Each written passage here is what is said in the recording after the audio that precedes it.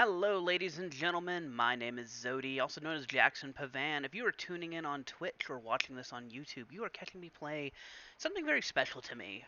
No doubt, if you're looking at the screen here, you're wondering what is that in the background? What game could he be playing? Actually, a lot of you probably will know what game it is. It's a old game called Star Wars Galaxies. If anyone remembers Star Wars Galaxies, it came out in 2004, I want to say. Correct me if I'm wrong on that. I could very well be wrong about that. But it came out in 2004. It lasted for quite a while, but finally was shut down around 2011 after many years of service. It was a game with a very rocky history. Um, Technically the game's gone, but through the work of fans, there's actually multiple versions of the game out there. As I said, it had a very rocky history to it. It started off as a pure open sandbox. In fact, if you ever want to try out that sandbox, there's ways you can try that out nowadays. But it was less, less modern MMO-ish, if that's a word, and more kind of like older like Ultima like MMOs. You had a lot more skills, you had a lot more freedom, but there really wasn't much to do in the game. Yeah, they added in space combat later on, and that helped a lot.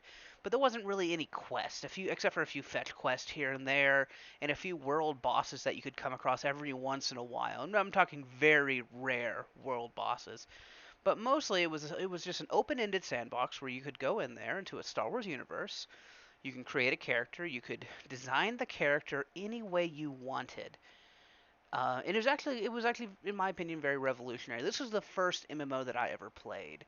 To me, it's near and dear to me because it's what introduced me into MMOs. Before that, I'd played stuff like Halo and I played other PC games, Half-Life and other first-person shooters mostly, to be honest. RTSs also, but I'd never actually played an MMO. I actually never touched them. Yes, there was stuff like Ultima Online, and there were others at the time, Evercrack, as I call it personally, due to experiences with friends. Um, but this was the one that really got me into it. I mean, I'm a huge sci-fi fan. If it's Star Wars or Star Trek, I'm all over it. That's why I play Star Trek Online. That's why I played this game. It was like, oh, it's Star Wars and it's online, and I can create any character I want and do whatever I want in it. And it was pretty amazing. As I said, the game started off as it started off as a pretty rocky start, if you ask me. It was pretty much a pure sandbox when it first came out. You had multiple different skill trees you'd go down. You could mix and match them. I could have a character who was a hand-to-hand combat specialist who could also, use rifles. You had a lot of freedom with that, but not much to really do with it. Yes, you could PvP with it. That was definitely an option. Yes, you could, as I said, hunt down those rare world bosses, or go to one of the few dungeons in the game. There's only like 2 or 3 dungeons, if I'm remembering correctly. There's only about 2 or 3 dungeons in the game itself. And then the game's story kind of got a little bit more rocky afterwards. Uh, they first did something called a combat upgrade, which, depending on the way you look at it, was a good thing or bad thing. They upgraded the combat to bring it more in line with modern MMOs, and but they kept the original class system, which the original class system had something like 28 different classes. I'd look it up right now, but that's besides the point. Um, and then they finally did something called the New Game Enhancements, and the New Game Enhancements was a change that at first was bad. They took a really good foundation of the game and they completely flipped it on its head and kind of rebuilt the game, reduced all the classes down to 9 different classes, and for a while it messed up a lot of the game. Many of the players, swore off the game and never came back to it. A lot of fans believed that, the old version of the game was perfect and it didn't need all this new stuff. And some of the new stuff that added, it was stuff along the lines that you see in other MMOs, quest lines. Something you would expect out of a modern MMO. You had a storyline that's, started from when you created your character to, until you got up to a pretty high level. It didn't take you all the way, at least back when I played it, it didn't take you all the way up to the maximum level. You did have to seek out other quests, and sometimes you had to grind your character to bring him up to max level. But it was a lot different than comparing it to the old system, where you literally had to grind the same missions over and over and over again to level up your character. Something that I've done, something that's very mindless to do, if I might add. Um, but I guess, a lot of people do like that version of the game for some odd reason. Myself personally, though, I was more of a fan of NGE, and the reason why is, as I said, at first the NGE wasn't great. There were issues with it. In all honesty, the company rushed. A lot of people blame, say that the NGE killed the game, and really, the game was still stable afterwards. It was still making a profit for a while. It got killed because of the license and new MMOs that were coming out for Star Wars, but it did have its problems. Um, Sony Online Entertainment, the makers of the game, and pushed the update too quickly. In my opinion, they should have taken another year, allowed the what was called the combat upgrade to last for about a year. That introduced quest lines there, let it last for about a year or so, let them get used to it while they hammered out the bugs for this new system, and then launched it. Because the first 6 months to a year of NGE were horrible. Afterwards, though, they started to build on it, and they actually started to perfect it. They added in skills. They had skills, but they added in skill trees, allow you to pick your path for your character. They added in more quest lines. They've added in more varied quest lines too. Multiple, even quest lines that had multiple paths to it. They added in more dungeons and instances. The world was populated. If you ever want to see the difference between the worlds, this version of the game here, which I'm playing on Star Wars Galaxies Legends, a server whose job is, whose goal is to recreate Star Wars Galaxies NGE. One of a few servers that are trying to do it, but this is the current most up and running, most public one right now.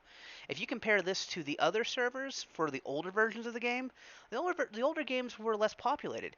This game here introduced dozens and dozens of dungeons, caves and bunkers and places you could check out. Yes, a lot of them were copy and paste, but they always had something interesting. They were all handcrafted and modified, but inside with decorations. If you wanted to ever have a game where you can build up your own virtual world and have your own city. For example, I have two characters here right now. I'm about to actually make my third with this playthrough. My main character is Jackson Pavan. He is a Jedi. Well, he's actually an Inquisitor. Inquisitor is a dark side user for the Empire. And I have Croden, who is an old character. He's actually based off my old character from Live, and he's my crafter. And these two are actually in a city right now that we have built. And that's the amazing thing about this game. That's what really sets this game out apart from other MMOs and sets this out for me, personally, is while yes, the NGE changed a lot of what pre-CU was. Um, you still had that sandbox element. And the real key to this game here was the community, not the game itself. Because as a player, you're dropped into this sandbox. You can emote out what you want. There's tons of commands. You can get your own house. There's no instant housing here. Cities actually pop up. You have to have other players in your city, but you can have a city that'll have a shuttle port or a bank or a hospital or a cloning center in case you die. You can actually spawn at your city. Later on in the game, they added stuff like starports to your city. But that's kind of the key to this game here is really the sandbox elements of it, and just kind of the sense of community you get. Yes, the game wasn't perfect back when I was playing it, but unlike other MMOs, there's very few MMOs out there that I can honestly say I've made memories in that I still remember today.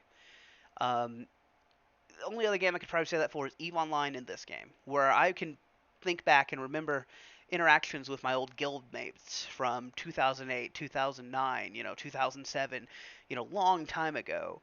I hate to say it, there's not really that many games I can say that for that have had the lasting power of this game. So that's actually what we're going to be playing here. I do apologize for the long-winded introduction, especially if you're watching this on YouTube. This playthrough, um, I will be streaming it on Twitch and recording it and putting it on YouTube. My goal is to recreate a character from a different server. He is going to be the Commando class, kind of based around a clone Commando type idea from Republic Commandos. But the main idea behind this is I'm going to go through the entire storyline, a quest line called Legacy, which is designed to get your character up from low level up to around level 60, around level 60, around level 70. Um, I will actually be going through some quest lines I've never done before because they've actually added in quest lines back from live after I'd already finished Legacy quests and had no reason to run them again. But this will also be somewhat as a guide too. While I will admit I'm not going to be perfect at this, there are some quest lines that will still kind of, stump me. You'll definitely see them at times when I'm, running around trying to find something that's missing. I also will be talking about different aspects of this game here. For this here, we'll be showing character creation, how to get a buff in your first couple of quest lines, and how the interface works. We will also be going through just the different options you have to make the game run better for you, and then we'll make this kind of a semi-regular, probably every day, every other day. I'll be streaming and uploading this series here. Um, of this character's daily life of going through the legacy quest and getting him up to level 90. But I do believe I've wasted enough time on this introduction here. Let's go ahead and start off with the character creator itself, because I do have a couple people waiting for me to show like the buffing side of things and how to go about with your character. So whenever you're starting up the new character here, as I said, I'm playing on the Star Wars Galaxies Legends server. Now there's a couple different servers. I don't know whenever you're gonna watch this if Legends is still going, if another server's up and running for NGE.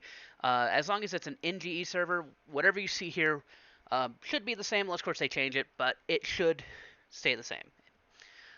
Same with the quest lines; they should all be the same on here. So whenever you're starting out, you're at your character screen here. You have your two characters. I could click onto them and go into them, but I'm going to go and click Create New Character. Simple as that. It should automatically load up with the Galaxy. The Galaxy I'm on is Omega. There's not really any other choices unless, of course, they're doing a testing phase for this server. Other servers might be different. And here we go for the character creation. Now, starting off, the game itself had multiple different creatures you could be. You, of course, can be male or female. You also had multiple different species. So obviously, this is a human here. We have Zabraki. You might notice him from like Phantom Menace, Darth Maul type character. The good old Rodian right there, kind of like Greedo. Wookiee. We all know what a Wookiee is. Rar, Chewbacca. Twi'lek, head tail people. They have twin tentacles. Yeah, they're kind of like humans. Trandoshan. This is like Bosk, from Star Wars. He's the nice lizard dude who's a bounty hunter. Let's go over here. Floppy ears here. This is a Solistan. Solistans are interesting because they were a species that were added in when the game added space, and so they're a species that is better for space combat and also for crafting space. Them along with the Ithorians or Hammerheads. These guys, one thing to note about them, if you do play them or Wookiees, you will have special armor that everyone else won't have access to. That's both a good thing and a bad thing. It's a good thing because you can get custom armor that looks different. Bad thing because, well, you can't wear a lot of the armor out there because it's not designed for your species. Continuing on, we have the Mon Calamari fish people. It's a trap. And then we have the the Bothans. Hopefully I'll get a few chuckles out of that out there. Bothans, sneaky little things, They always seem to die whenever you send them off to do anything. Send them off to go get a cup of coffee and end up dead. Normal stuff. But of course, for this character here, since he is going to be a clone, based off a clone commando from another character I used to play, he is going to be human. And his name is, hopefully they have it, Gant Brailer. One of the nice things about this here, too, is you can have, of course, a first name and a surname, but different species have different rules for names. So you might not always find that you might always find that you get the name you're looking for. Sometimes people will take your name, too, but let's cross fingers here. I'm really hoping it's not taken. That'd be very embarrassing if it was. Nope, not taken. Alright, now first thing I'm going to do here is I am kind of basing him off of a template that I have. Let's see. One thing you'll probably notice is I will probably change this up later on. You'll notice, oh wait, his skin and face and all that stuff has changed slightly. Well, the reason for that is, as I said, this is a character from a different server. So I actually have stats for him on, and it's really hard for at this stage here to get a good idea on how to make him look. So the best thing I can do right now is I can actually just go through, get him as close as possible, and later on I'm gonna have a friend who you're gonna be introduced to here pretty quickly. She's actually already in the chat with us here. Doesn't talk in the mic, but she makes dinging sounds and stuff, and she's helpful like that. She actually has a character called an entertainer. It's one of the classes in this game, and the entertainer class can go through and modify your character. And so what she will do is she'll go through and modify the character out with the exact same settings that I have from the other, pretty much with the exact same settings I have from the other server. All right, so let's just try to get this as close as we can, just to save her some work. One thing about clones, the clones are pretty easy to make. If you don't know much about clones, they're pretty much almost all the same, based off of Tamika Morrison's character. Let's see. And getting it a little bit close there. Okay. Now, one thing to keep in mind here is during the character selection, you have quite a bit of options. If you ever played a game like, say, if you've ever played a game like Star Wars or Star Trek Online, it's not as many options as that. They have a huge character creator, one of the best in the business. But back when this game came out, though, this was quite revolutionary. You could do quite a bit with the character creator. You could make him big, you could make him small, you could really kind of you could really kind of express your character there. You could choose your eyebrows, you could choose your facial expression, stuff that would seem very stuff that would seem very simple for this here, but for a game, but at the same time, not exactly. Um, at the time it wasn't as simple. Most games you had a couple different avatars, and some games still even do that now. Where you don't even have full control of your character, where you can't go through and modify stuff. You maybe have like a couple different presets. Oh, your character can have this face with this type of scar, and let's say, are you body type A, B, or C? And I'm talking about more recent MMOs, stuff like the Old Republic, or if you want to talk about older MMOs doing that, World of Warcraft, a great MMO, but once again, one of those games where they limit you at your character creation. And that's one thing that kind of hooked me on this here, was the fact that I had all this options that I could go with during character creation. Alrighty, so let's go ahead and now, because he's a clone, I'm not sure what people know about clones, but clones themselves, they are old to a degree. A clone, if you've, I'm pretty sure if you're watching this here, you know about the Clone Wars, you know about Star Wars. I sure would hope you. Ooh, too much.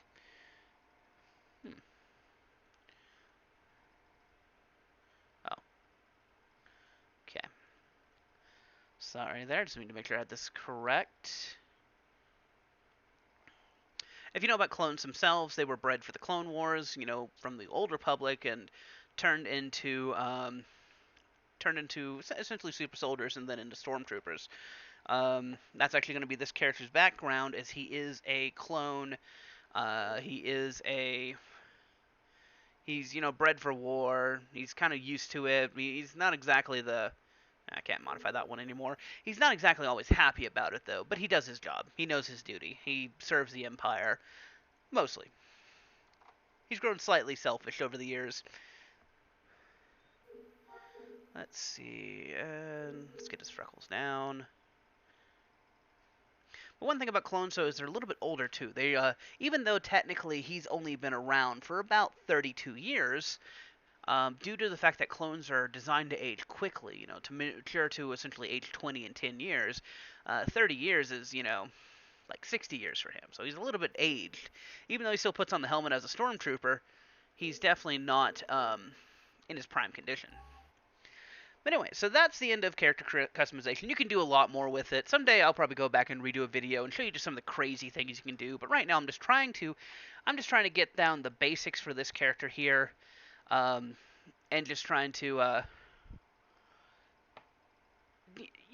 just trying to give you an idea of how it works essentially. Now, moving on here, we're going to talk about the professions real quick. Now, as I said, my character is going to be a commando. Commandos they specialize in a couple different techniques. You can either be a heavy weapons commando, someone who's going to run around with a rocket launcher, flamethrower, um, acid cannon, a couple different types of weapons. Um, you could also be a grenades and demolition type of commando, someone who gets bonuses to rifles and carbines. And instead of having access to these heavy weapons special attacks, you have access to grenades and lots of them, flashbangs and frag grenades and thermal detonators that make a lot of explosions and timed explosives and all this fun stuff. So that's the class that I'm going to be playing personally. Um, it just kind of fits who he is, and I love the commando playstyle. I was a commando back on live. It's just one that I always seem to go back to. I might switch him up later on to bounty hunter. Bounty hunter is very similar to it. It's once again range combat, but you have a lot of traps too. A bounty hunter is either going to be engaging from long range with a weapon, or he's going to be getting up close with a carbine and dropping trap snares. Stuff like a razor net, something along those lines that will entangle their enemies and slow them down. Bounty hunters also have a unique gameplay feature that other classes don't have. This is something that harkens back to the original game. In the original game, you could be a Jedi, but if you became a Jedi, you could be hunted by a bounty hunter. And so being a bounty hunter in the original game was very lucrative, because if you came across a Jedi, or if a Jedi pulled out their weapon in front of the wrong person, they're put on a bounty board, and a player can come along, claim the bounty, hunt down that other player, and get paid for killing them. Now, that's kind of changed. That kind of changed with the new game enhancements. In some ways, I think it was for the better. Um, would I like to see the option of bounty hunters being able to hunt down Jedi? Personally, as a Jedi player, yes, because I am one of those people who does like his Star Wars canon, and to me, Star Wars Jedi during this time period should be hidden. That's why I play a dark side Jedi who doesn't generally walk around with his powers. I'm a role player personally, and I will never have him flaunt his abilities unless of course it absolutely is needed. Um, but as I said, bounty hunting changed, and in some ways for the better. Instead of being just being able to hunt Jedi, now you can hunt. Now you hunt people who kill in PvP. So if I go to a PvP zone and kill someone, they can put a bounty on me, and now a bounty hunter can track me down at any time, anywhere. Doesn't matter if I'm PvPing. Doesn't matter if I'm just hanging out with friends in a cantina talking with them. Doesn't matter if I'm questing. A bounty hunter can chase me down, track me. They can use all the sly tricks possible. Everything from just outright attacking me to slowly getting to know me before turning around and shooting me in the back, and they'll get the price on your head. As I said though, if they could still hunt Jedi though, I think that'd be a cool thing too. But it is what it is. Maybe the makers of the server will change that one day. Speaking of Jedi is one of the other starting classes. They get, of course, lightsabers, force powers. They can block blaster bolts. Granted, you're not going to block them all. It's a chance to block them. They're essentially your space wizards. Don't know what else to say about that. Space wizards, Globats. I play one. They're fun. They can be OP at times, but they're generally well balanced. Moving on, of course, we have smugglers. Smugglers are interesting. They are a hybrid melee and ranged class. They normally have stuff like that, or high damage, stuff like dirty tricks. You generally see them fighting with pistols. They also have the ability to fence good, so while they're traveling through the world and killing things, they'll come across contraband, and they can turn this contraband in for money. Officers are a support class. They do range combat. group buffs. They can call in a resupply, where a ship will fly down and drop off supplies that everyone in the group can grab to inject themselves with in combat. Indirect fire. They can call in artillery strikes and bombing runs and orbital bombardments on a target. It's actually quite fun to watch an officer. A lot of times they do piss off a lot of NPCs though, so you need a good Jedi or a commando to take the attention off of them as they are bombing, because, well, they seem to eh, they seem to get the short end of the stick after they drop a bomb on people. Um, Spies, rogues. These are the guys who are sneaking around. They have a cloaking device. They can disappear. They have an ability called stealing. I've actually never played a spy, so I'm not 100% sure what stealing is. I'll have to check that out sometime. I believe what it is, you can go up to another player NPC and steal items from them with a random chance that they find you. Uh, Randomly generated items. They're not going to come up and steal your items. But the biggest thing about okay, I just got word that it's only NPCs only, so they can sneak up to NPCs and steal items. Um, the biggest thing though is these guys are hell in PvP. Case in point, there's a place called Restus. In fact, actually, the Restus event is just starting because they were kicking it off on this server. But back on live, there's a place called Restus. It was once an NPC town that the devs decided to blow up with the storyline and turn into a open PvP zone. If you went in there alone, chances are a spy was going to kill you. If you traveled as a group, chances are a group of spies will decloak and kill you. It's not always that bad. If you're careful, you can defend yourself. But they create an interesting part of the game. Essentially, what it comes down to is a spy makes you stay on your toes. You never know in a PvP zone if there's a spy around. You never know. You never know if, say you're planning a PvP game with your guild, and the rival guild who you're going up against has a spy sneaking around. It's one of those things where you have to be careful what you say, you have to be careful what you do, because you don't know if there's a spy there. You got to watch your back, because as soon as you stop watching your back, a spy pops out of nowhere, kills you, and disappears before your friends can kill it.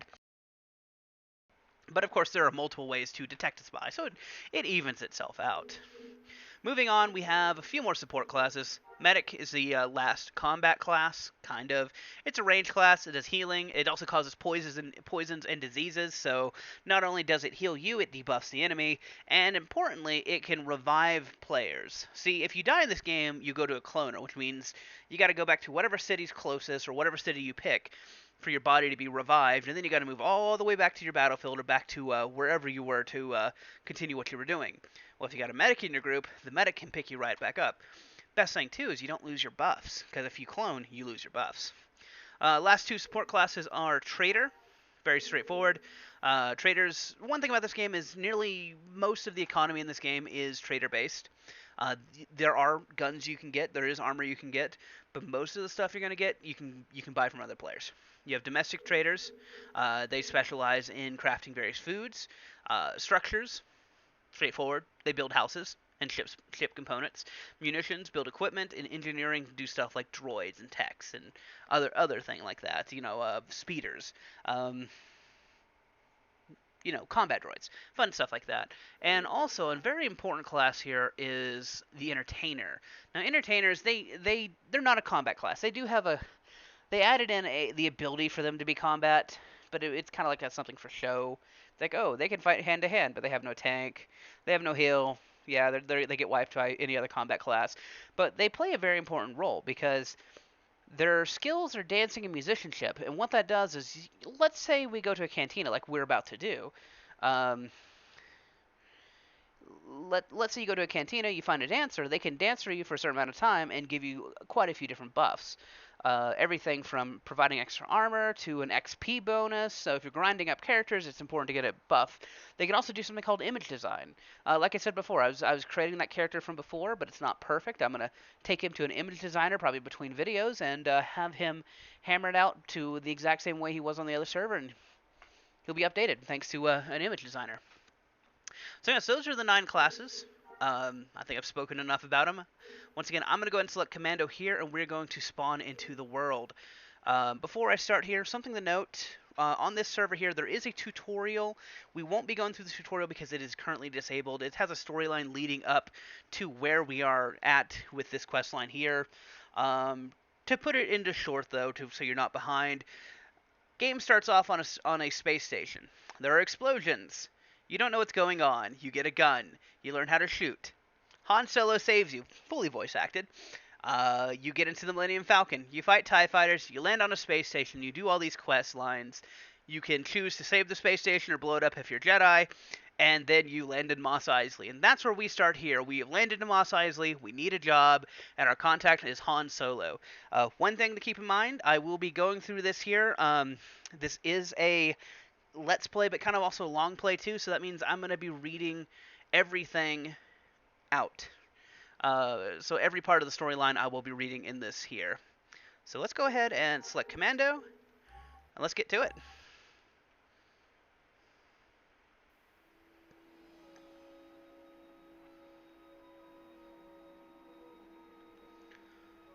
And that's not right. Huh. Well, for some reason, it logged on my other character. Let's try that again. Let's cross fingers this time. Did I forget to add that this server is still in maintenance and they're still trying to build it up and get it working? There's certain features that are not working in this here. Messages work, tells work. Unfortunately, mail's not working yet. There's rumor that it could be coming soon.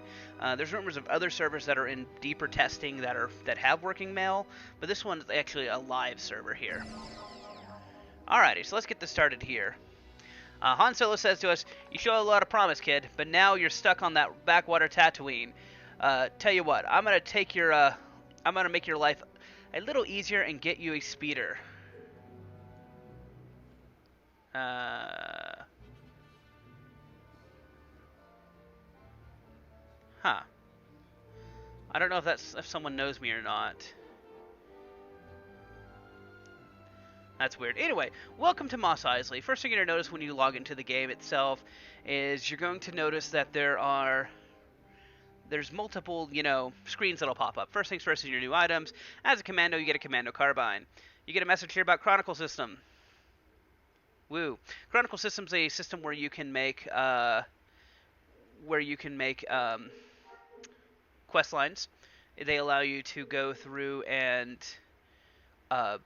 essentially tell stories. I personally have never done them before. I've played them before, but I've never had the patience to make the storylines back in the day. Maybe one day I'll hop into that. But essentially, you go around, you kill NPCs, and you get these little items that you can use to make storylines that you can offer to other people. Next screen up here is your reward screen. Now, you'll see this as a new player. Now, one thing to keep in mind, right now, you don't have that many rewards. The reason for that is you, as a player, have to play on this server for 10 days as a new character before you can get veteran rewards. Veteran rewards are these rewards that, when you play on this server, are all unlocked to you. There were rewards that were given out over time in the live game, and they're everything from decorations, new speeders, just many different things. Most of them are decorations and little gifts. But when you do start off, though, you will have some rewards, and here's the first thing you're going to do. Before you even focus on the quest line, you want to first claim this reward. It's the 180-day Jump the Light Speed Veteran Reward, the Source of Luxury Yacht. And what this is in this game, there's multiple planets. You could either A, spend money to travel between planets, or B, you could claim that. And once you have that claimed, you'll have a yacht. And that yacht here, right there, will provide a ship for you to travel around free of cost. It even works as a small home because you can go up into the ship and decorate it. The next thing you should buy, or next thing you should get, is either the Star Wars Galaxies Starter Pack Reward, a X-Wing or TIE Fighter. This is a really good one, or the Instant Travel Royal Starship. The Star Wars Galaxy Starter Pack Reward, what that is you'll get either an X-Wing or TIE Fighter that will appear whenever you use this ability, called Call for Transport. The ability itself will allow you to click on this starfighter and instantly travel to anywhere on the planet. This comes in handy because there's a lot of quest lines out there that happen far away from starports. And so your option is either to drive or in some cases walk. Mostly drive because you're gonna get a speeder out of this here. Um, you, but your choice is either to drive or to take the starship. So it's a really nice feature to have. I recommend going with the X-wing. The other one is a Royal Starship.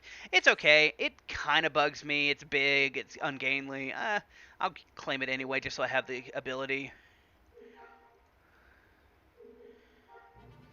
Now, the last one here.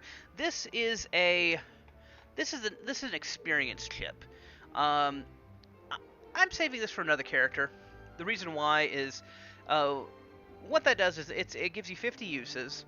It gives you like a 15% bonus to XP, and it comes in handy for leveling up. But I'll probably save it for my next character. The important thing about it though is the experience chip will help you get through the levels quickly. But I'm not too worried about that because there's other ways you can get bonuses. So I will go ahead and have this remind me tomorrow. I have the yacht there. That actually stays with you forever. I'll show you how to drop that off into your bank. Alright. And so moving on from here, first thing you'll probably want to do is you'll probably want to change a few keybinds. Now to do that, over in this nice little button over here, you click on the button, go to Options, and you have all these different options here. Everything from terrain, graphics, details, turn up whatever you want. This game's old, so don't expect it to use up a lot of capabilities. Voice chat doesn't work, so don't worry about that right now. It will work in the future. Standard chat, you can change your chat bubbles. The important thing, though, is looking at your interface here. Now, there's a couple different settings you want to look for. First things first is you want to make sure you check Expand Toolbar to Second Row. What that does is that turns your toolbar, excuse me for not being able to speak, from being one row down to 2 rows. There's also other important things you can grab here. One thing I recommend is, let's see, overhead map rotation. That just kind of changes how the map works whenever you have the map turned on. On-screen waypoint monitor. What this is this is a nice little screen here that will have a on-screen waypoint showing which direction your quest is. Because a lot of times you have to follow these waypoints and they'll be like obscure to a certain location. And if you have that, you'll always find your waypoint monitor.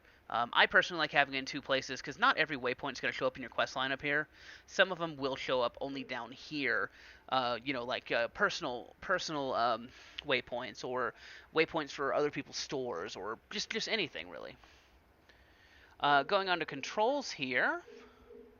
Most of these are good here. One thing to keep in mind too, you have player runs by default. Just make sure that's checked on if you don't want to walk everywhere.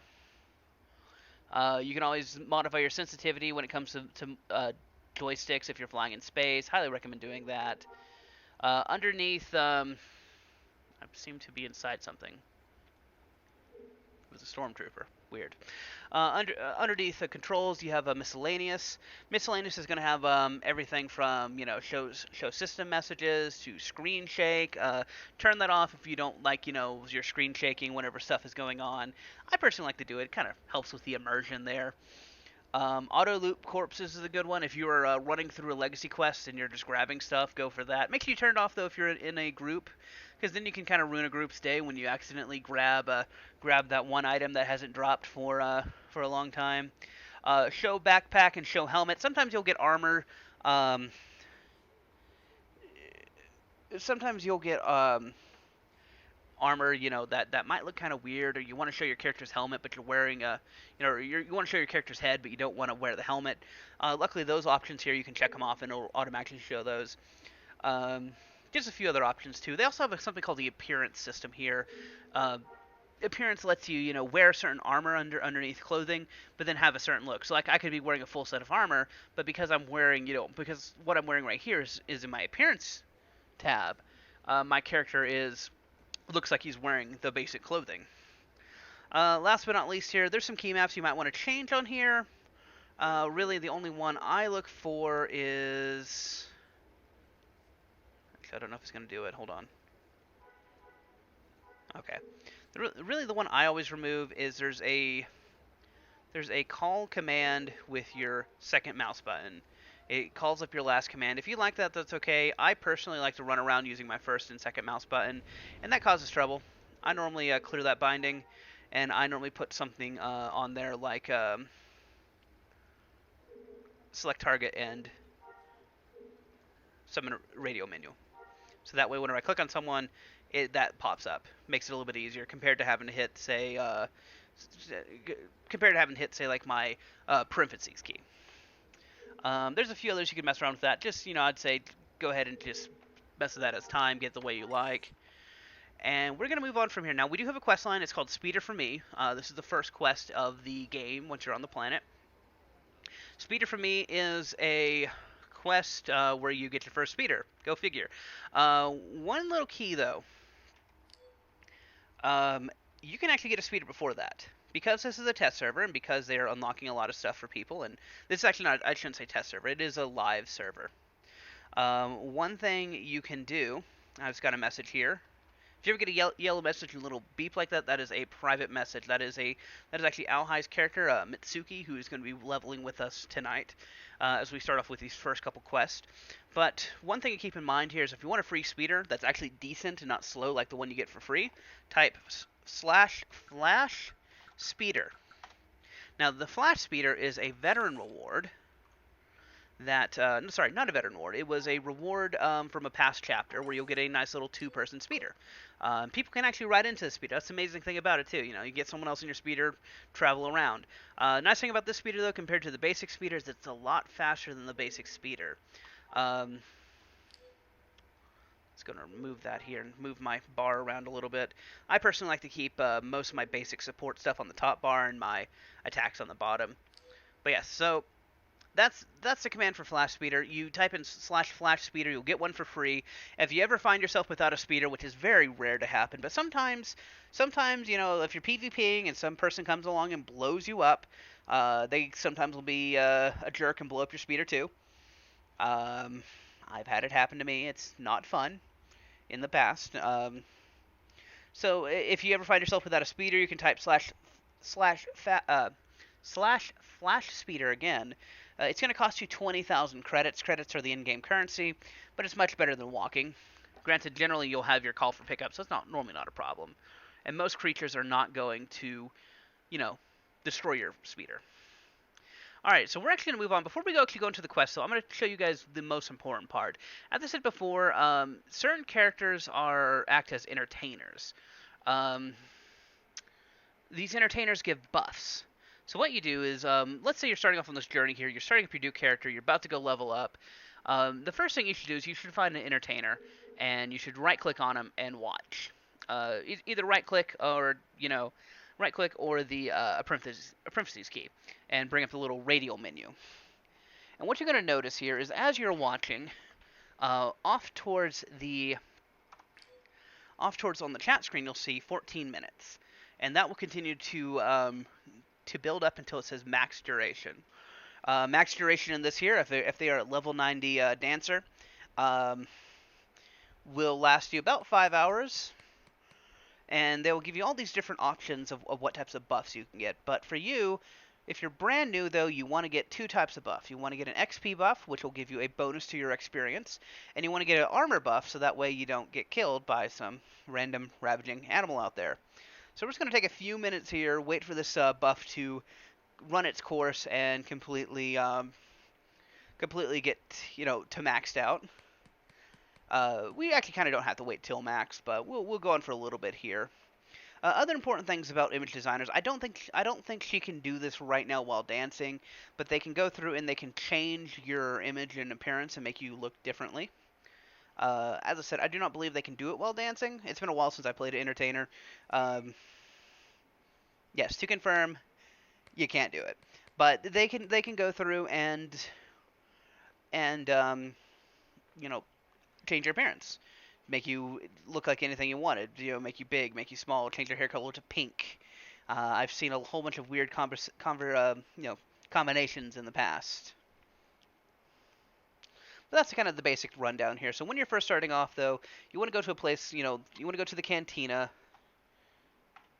I have to show you outside. But you want to look for the cantina. It's going to be a building with the most people in it.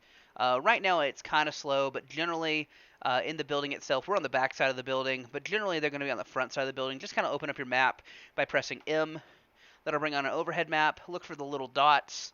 If you don't have a faction, they should be all kind of like a cyan, blue. If you do have a faction, they're going to be purple, kind of a darkish purple. And if you're in a group, your group leader is going to be pink, and your group members are going to be green. Just look for a group of people, and look for someone who's dancing, and just start watching them, and then send them a message. The way you send a message is like, let's say I want to send a message to Zoe here. You would just type /tail and then type out their name here.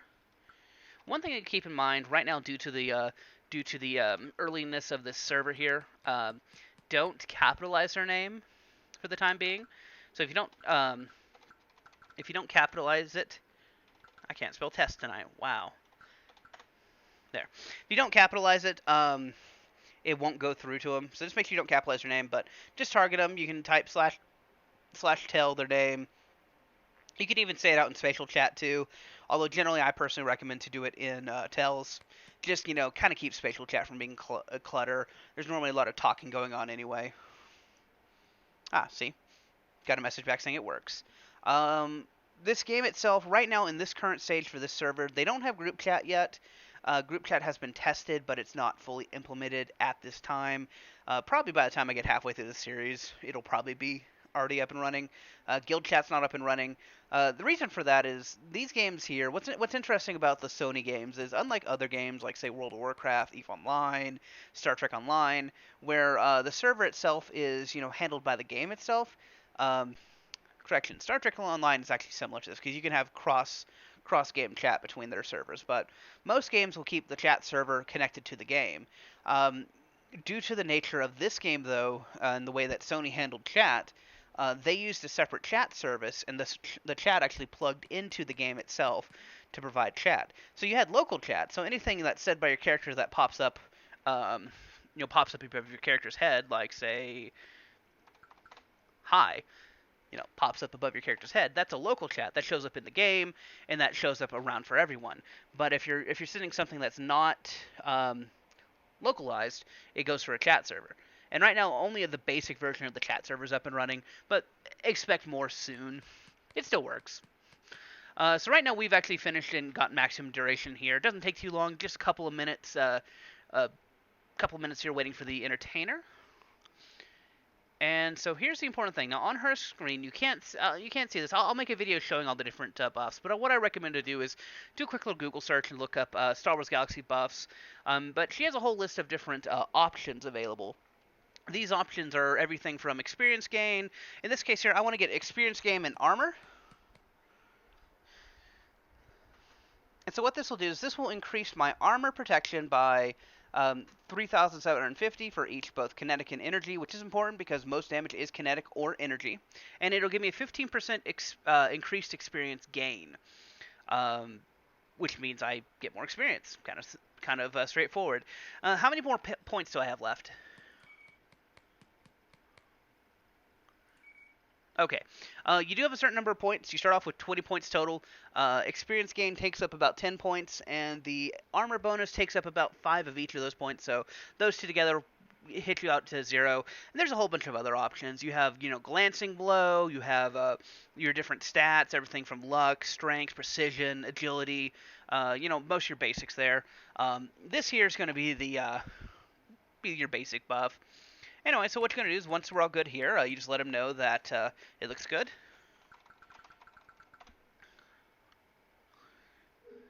And then you hit accept. And now, important thing, I can't stress this enough, these people who do dancing for you, this person here is a person who knows me personally. They're in TeamSpeak with me right now. But most of them are people who are doing this to make money. They're the only ones. So if there's one thing you can always do, type /tip. Give them, say, let's give her... Oh, wait, I don't have money. Well, if I had money, you type /tip. Let me see how much money I have. Hold on. Oh, this is quite embarrassing. I have no money. Well, if I had money, I'd type /tip, 5,000. I'd make sure I have her targeted. You can do 5,000, 10,000. I think the most I've ever given a dancer was $1 million when I was bored. But you type /tip, the number, and then bank, and that will send the...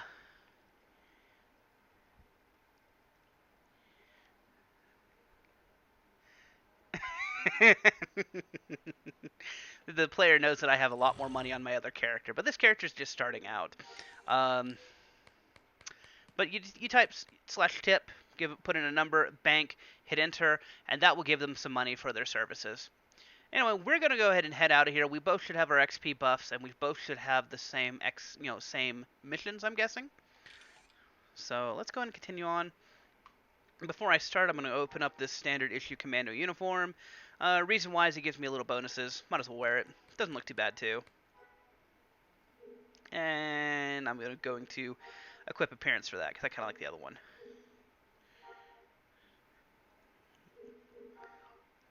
That looks pretty good. Oh.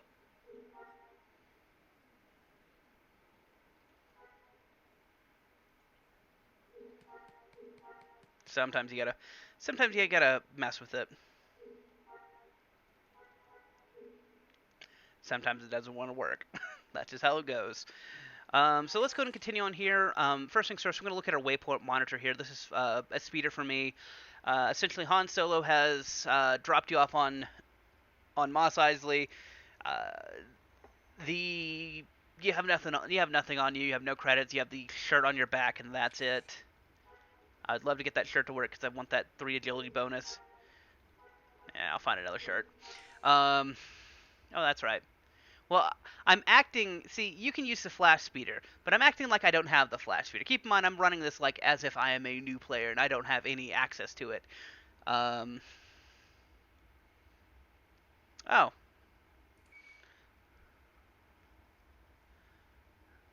Well, hi.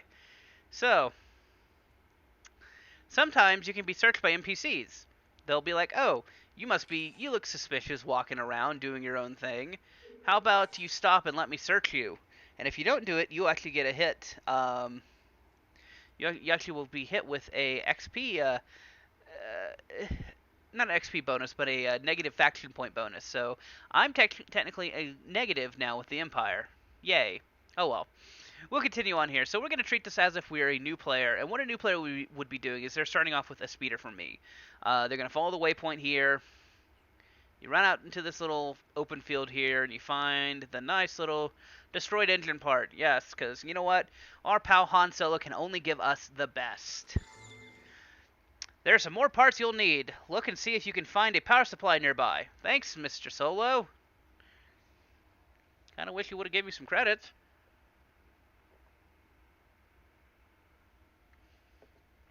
Star Wars Galaxies and iced tea. Good combination. So you run over here, you get your first speeder. I've equipped my weapon because there's some bad guys nearby. Oh look, that looks like a power supply. Or plutonium. No doubt it's going to give me cancer. Now you're going to need a steering array. I think there's a crashed speeder nearby that might just have the thing. And so we go over to this shady little janky looking town thing. Yeah, Han Solo is cheap. And it just so happens that these are the mystical Tusken Raiders that have been hanging out around Mos Eisley in this shanty town. Why the Empire hasn't come out here and killed them, no one will ever know. But there's the crashed speeder. Alright, I'm going to steal that. Great! You just need a chassis to put it in. There's some Tusken scavengers around that might have what you need. Thanks, Solo. I should probably turn on the sound slightly so people can actually hear stuff.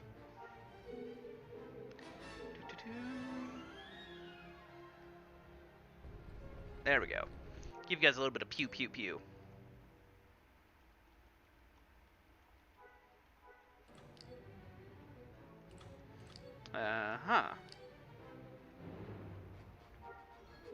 Maybe needs more pew pew pew.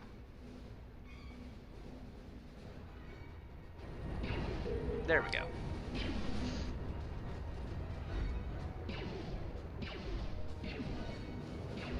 So you come over here, click this here, broken down speeder.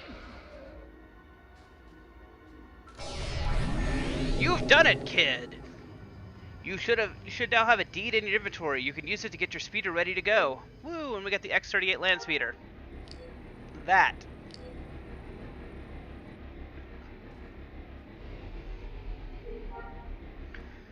Alrighty, and now we're just waiting for Solo to contact us.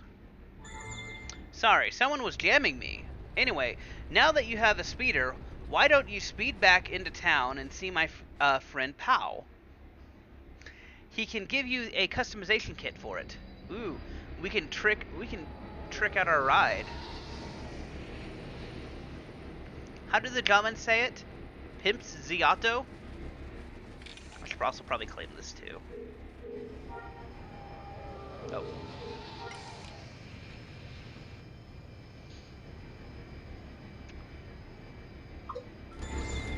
There we go. Talk to this guy here. You must be Hans, buddy. You tell him this is it. My debt is paid off. I can't just hand these things out, you know.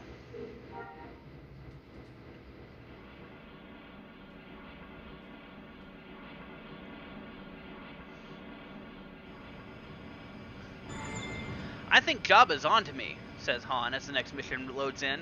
I can't risk making contact like this, but Jabba's after you to work for him too. Now, meet my friend Vorik at the starport. He'll tell you what's going on. So apparently Jabba the Hutt wants us to work with him. So, we're just going to get into our speeder after we check out some speeder customization. So, to customize your speeder, pop out your speeder like that. Open up your inventory by pressing I, right-click on your vehicle customization, and click Use. You're going to have two options here. You have Frame. Frame, of course, changes the main color of your speeder. The nice thing about these flash speeders is you have a lot of colors to pick from. Everything from ugly, ugly yellow to coal black to jet black to really, really jet black. Let's go with that. Nah, we don't want to be that, like that black.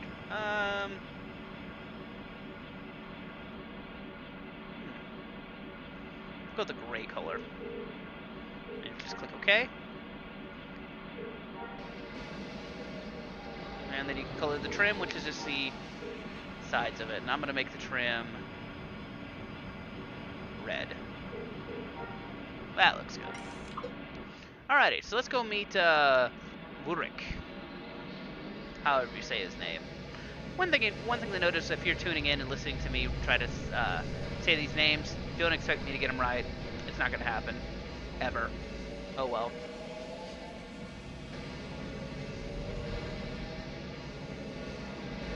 So now we move on to Bib's offer to see what Jabba the Hutt wants for us. You have to hurry. Jabba is already searching for you. Why does Jabba want to force me to work for him? I can't explain right now. The Empire wanted you because you're special, and that's good enough for him to want you too. That's all I can say right now. Am I a Jedi? So what do I do? I have inside information that Jabba's man Bib is going to contact you shortly. Just do what he asked. We'll make sure you get out of this situation soon. Is he going to kill me? No, he wants you to work for him. I've got people on the inside that will be able to help you later. Just do what Bib asks. How will I know who I can trust? You won't. Just do what Bib asks and we'll handle the rest. Okay, I'll do what he says. You can also click other options here too. What if he asks me to fly a ship? That'll lead you to a flight section. We'll cover that later. You know, what if, I don't know anything about Mos Eisley. He'll talk about Mos Eisley, but we'll just do what he says.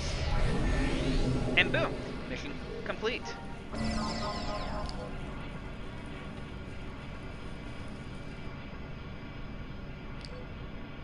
So now we are just waiting for him to give us the call. Ah, the troublemaker.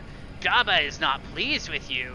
Go see the mayor. If you can help him pay Jabba, it might buy you some mercy. So now we get to work for Jabba the Hutt. Congratulations. 5 minutes into the game, and you're already working with a crime lord.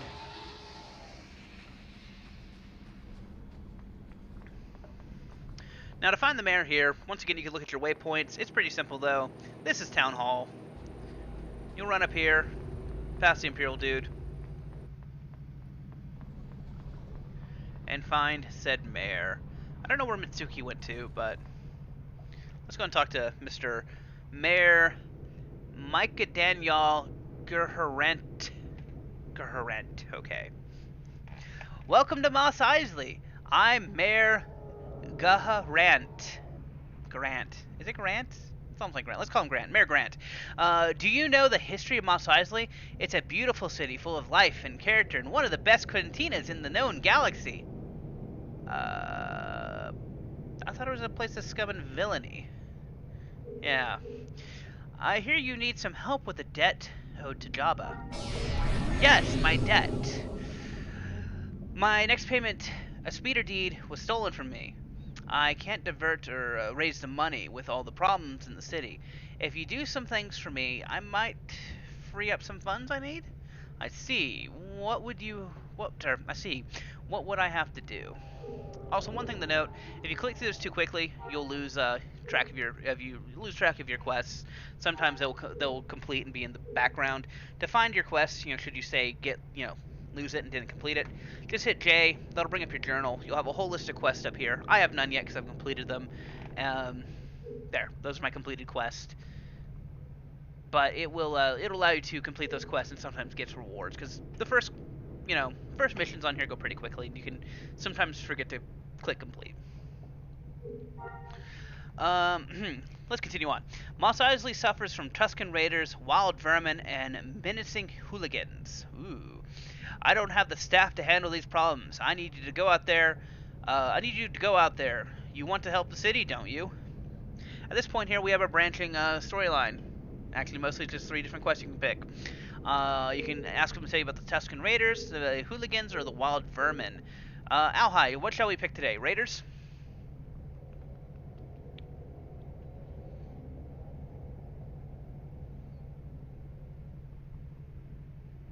Okay, let's go kill some Tuskens. Tusken Raiders have recently been attacking the city in fairly regular raids, causing a bit of a ruckus and mayhem. Why have the Tuskens been attacking Mos Eisley? An excellent question, but I don't know the answer. There's a soldier named Purvis Arison looking into it. Go speak to him and help him in any way you can. I am on my way. Alright.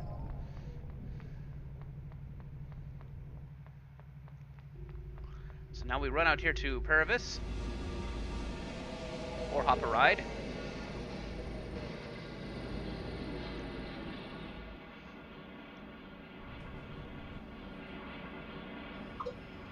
And jump out here. Don't fool yourself. We are at war. The Tusken Raiders are ready to take this city, and I won't let that happen. I won't let you let that happen either. Good. I'm looking for some work.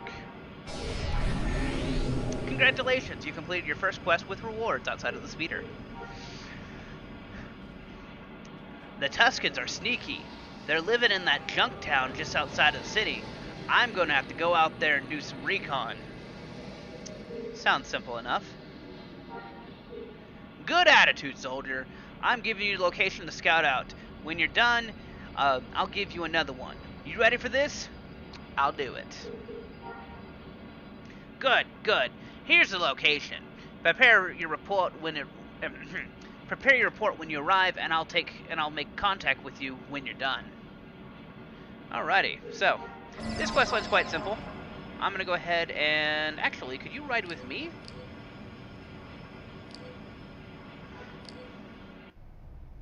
So this is your first questline that will lead to a combat questline. What you're doing is you're going to go run through waypoints. Very simple. You run through the waypoint, he tells you to go someplace else.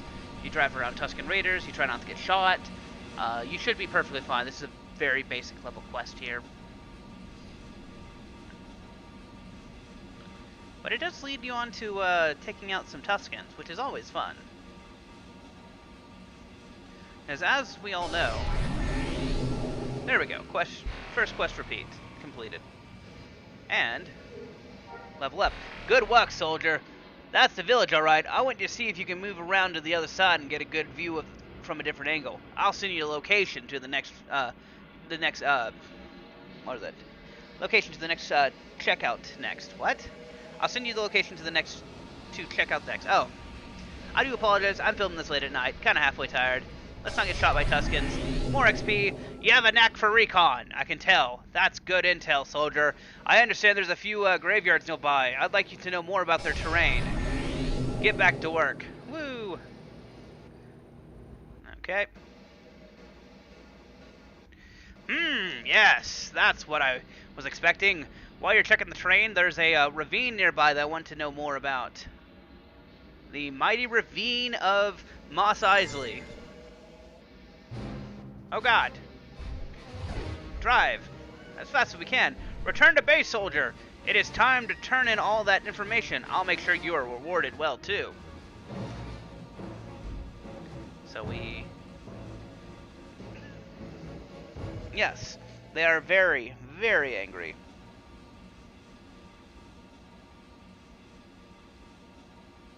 I mean, as we know, Tuscan Raiders, they're very angry. They raid.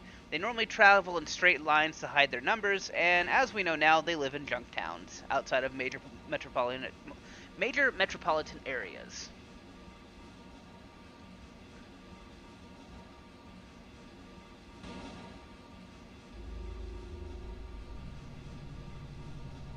Oh, really?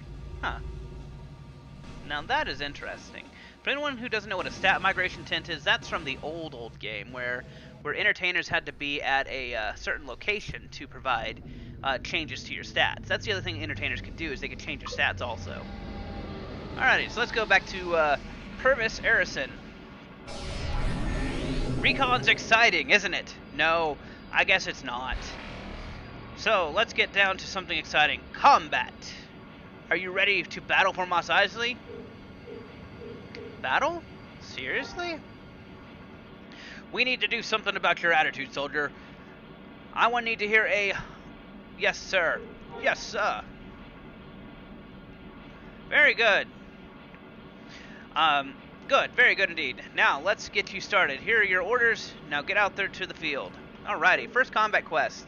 Getting our first experience, 1,350 XP, plus 1,650 money credits to go kill some Tuscan Raiders.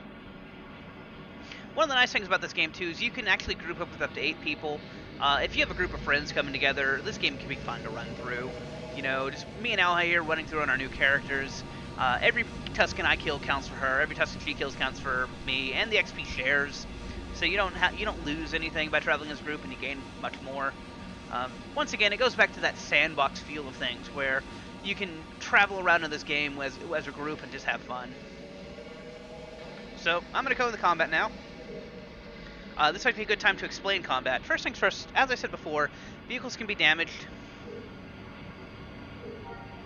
So I always recommend to despawn your vehicles before going into combat. Most of the time they won't be hurt, but sometimes they can catch a stray round or something. So let's go and start off with combat here. As we watch Mitsuki take down multiple enemies. To start off, though, combat's pretty straightforward. You have 2 types of combat, though, in this game. You have your standard, what I like to call circle target combat. This is where you target an enemy. Let's say that Tuscan Zealot over there. You click your mouse button to do basic attack. You can do increased skill count, or kill counts. Oh, here we go. Sorry, gotta read the next one. Well done! Now you need to take out some of their soldiers. They're a bit further out from Junktown, and they're a bit tougher. But I think you can do it. Alright, so complete this quest here. Yeah. But that's... So you have your standard target, where you lock into your target and you fire at them. This is the game mode I play. It's the one I'm used to. You just target, you aim, and you're good. Let me move my skills around here. I'm already getting my first skills. A specialized blast for weapons. One thing about commandos is you get a nice little thing called a kill meter. Every kill you get adds to the meter, and like, let's say you hit 15 kills, you can use a special attack that just blasts them. We have our flashbang grenade and our scatter shot, swooping fire, AoE attack. So it heals you up. But so the first form of combat is the target combat, where you target them and you fire and you go. The second form of combat can be accessed by pressing Y. And then if you notice on my screen, it's changed it to a yellow crosshair. Now, I personally don't like this type of combat. Take your money. The reason why is this type of combat, you have to keep it on target. So if I shoot an enemy, if they stay in place, you know, it's fine. You technically do a slight bit more damage, but it's not that much. You'll like it when you have your rocket launcher, because the nice thing with the rocket launcher is you can auto-aim. But, oh. Yes. This here is the old stat migration tent.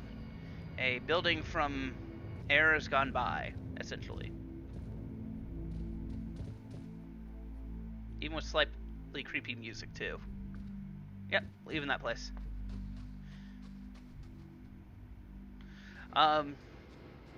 But as I said, I personally find it that the target attacks work out better.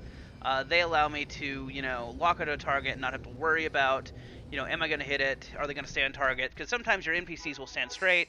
Other times they'll just start running, and it's really weird what they'll do. And it's kind of a pain in the butt to go in there and have to, you know, it's kind of a pain in the butt to go in there and have to chase them down and track them. So I prefer just to target it and take the small, tiny hit to DPS. But once again, that's kind of a personal choice. Alright, so here we go. We got some raiders. I'm going to throw in a grenade. We wipe out most of them because we're in a group. And complete. You're a natural. I think we'll just call you the Tuscan Slayer. Alright. Why, I'm sure the Tuscan Warriors won't be any trouble at all for someone like you. Excellent. Oh, and level up again. Alrighty, so we're moving on to the next one here. Kill 5 Tuscan Warriors. Are you still doing tasks for the mayor? Hurry up, will you? Jabba is becoming impatient. That's one thing to keep in mind, too, is when you reach a certain point in the game, they will have you go on and do other tasks in the storyline. He'll probably have me finish up this task line here and not complete the mayor's missions, just because you've reached a certain point. House?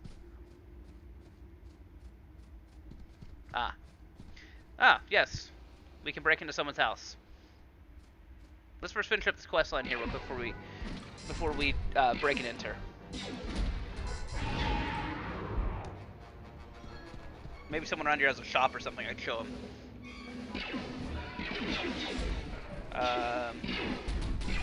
Angry level 13. Very angry level 13.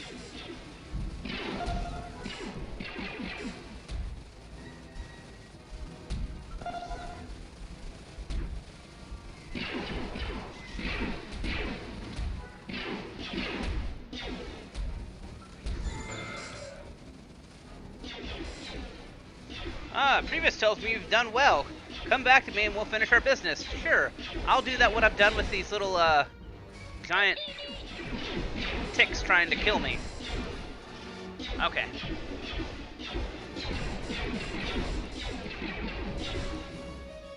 Excellent. And more to kill.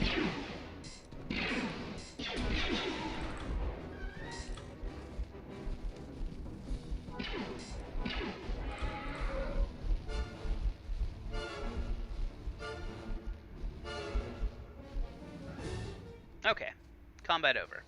Somehow survived.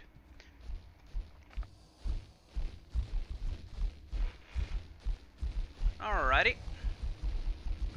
So, actually, before we head back to town, because we did complete the quest, and the mayor wants us to come back, and chances are we're going to go work for Jabba for specialized missions. But let's open up our map here. Not seeing any stores or anything. But these are player houses. That's one of the cool things about this game is, as I said, you can drop player houses nearly anywhere. There's an area around each city you're not allowed to go to, but you can pretty much drop whatever you want.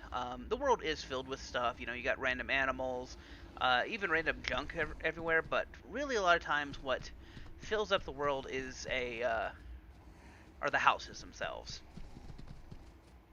Where do you see the shop? Alrighty, well, one thing nice thing about houses too is you can set up a shop in there. So if you're a trader of some sort, or you'll get a lot of rare loot. Let's hop in. If you're a trader, you get rare loot. You can sell items from your store and be able to enter in the house. You know, be able to have an actual storefront where players can go to your house and actually be able to buy things. The other nice thing about houses too is you can decorate them, and some people have gotten really creative with this game. Now, later on in this game, with the patch we're in right now, actually, that they're trying to emulate on this server, um, you can actually do everything from like rotating items to really odd angles. But it used to be you can only rotate it in about a 360 degrees, and then of course have a up and down function. And people just took that and were really, really creative with it. And there's multiple different types of buildings. For example, this here is a small windowed house. I sure hope it's oh hi. This is hot stuff. That is not a player, that is a vendor. And this person is selling chemical extractors. Actually very nice chemical extractors. Oh, personal ones. Not too bad. So, but the idea behind a house is you can decorate it. This person here has a very Spartan house. It's got a couple backpacks to drop down, some of these little harvesters. It's clearly a crafting house designed just for basic crafting. One neat thing too, you got houses with windows that you can shoot through. I was not aware of that.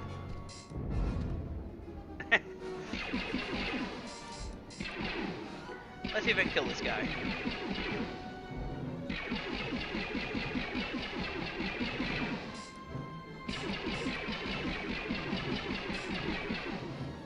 I think he's healing too much. But that's my point, though, is you can you can do a lot of decoration with this here. I'll show later on. I'll show the different types of decoration that you can do in a house. Mostly whenever I get around to decorating my own houses, but that's something you could spend hours doing in this game.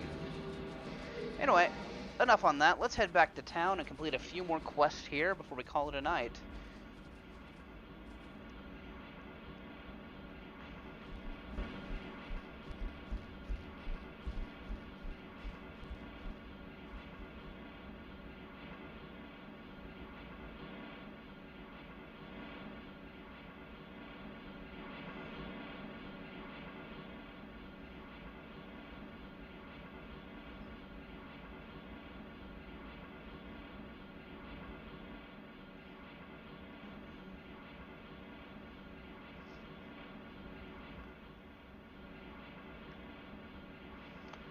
And a nice little pleasant ride through the desert, past the Jawas. Hit a Jawa, hit another Jawa, hit another one. I think my driver is purposely trying to run people over at this point. That would be a yes.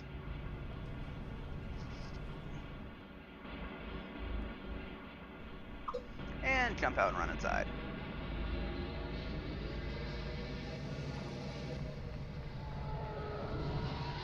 Alrighty, and we talked to the mayor here again. Thank you for your help. I may make it out of this situation with my hide tag. I've taken care of the Tusken Raiders. Alright, quest complete. Let's get some money. And level up. So Jabba was behind their attacks? Very interesting. Though, I suppose I shouldn't be surprised at all. I'm happy I could help. Well, was there anything else I could help you with? We could learn about the city's history, but I'll leave that for you guys. You guys can read that if you want. How about we take care of some hooligans? There is a constant stream of lowlifes and hoodlums who prey on the city of Mos Eisley. Speak to P-Whip Ardok. Ardok? Ardog? I don't know. We're gonna call him P-Dog. Speak with P-Dog and help her deal with these thugs. Gladly, I'm on my way. Or who is P-Dog? Oh, she's a combat expert. Okay. Anyway, I'm on my way. So now we're gonna travel to P-Dog. We can walk to P-Dog. P-Dog's close enough to us.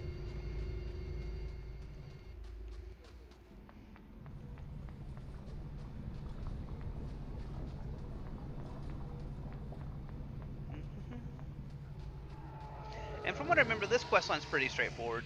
A lot of these early questlines will be, straightforward like this. You go someplace, you kill some things.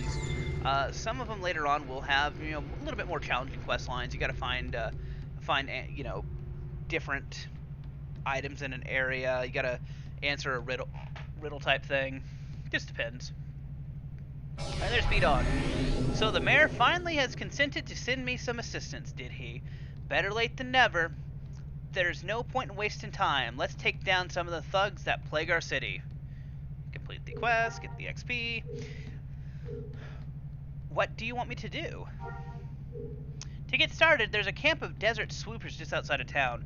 Go defeat some of the swoopers. Desert swoopers? They don't stand a chance. Indeed, they don't. Go to it. I don't feel like she has confidence in me. Indeed, they don't. Yeah, he's gonna die. He's dead. So let's go and pull out our speeder here and fly to the desert swoopers.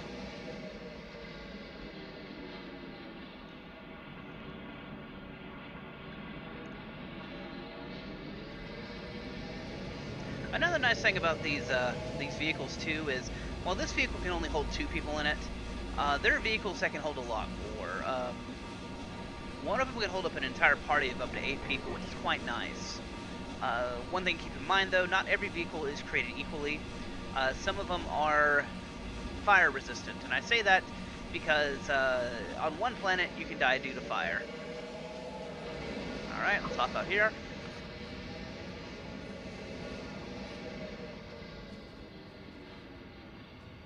That's true. Near the end of this game's life, they did have atmospheric flight. It was one of those parting gifts that they gave to people. They're like, we're gonna close down anyway, so we might as well give you this gift. Also, continuing the story, well, it looks like you can handle yourself quite well in combat. Good, because next you're going up against the Desert Swoopers leader and his elite swoopers. Ooh, spooky. Alrighty, let's go hunt the Desert Swoopers leader. Kill all of them along the way. You might as well just kill them. I mean, they're not going to give you too much trouble. I'd recommend using base attack on them. That way you're not like me and running out of stamina.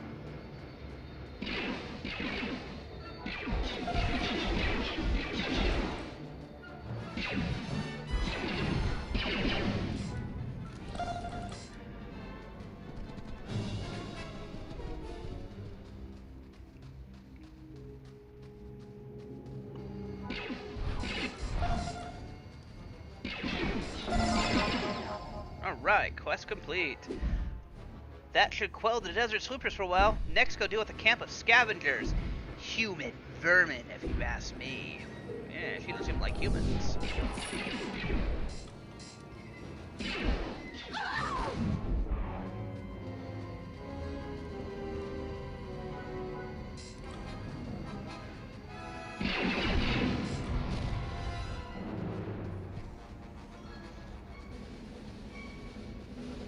Oh, I do believe we've killed them all.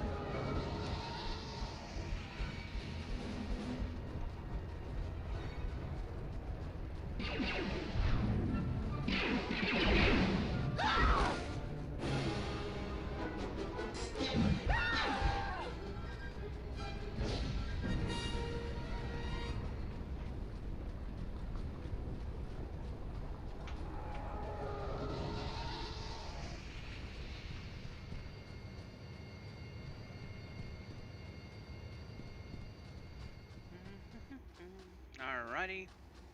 And so we should be getting close to the scavengers here. These human varmints who are digging through the trash of Mos Eisley looking for scraps.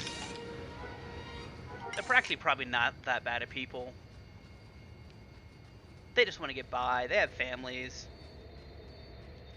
You know, they're trying to... Oh, that was a weird looking ship. Never seen that one before.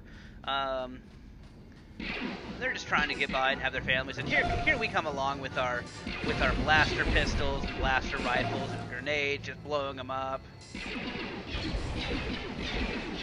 I'm just trying to make a living. Why do you have to shoot me?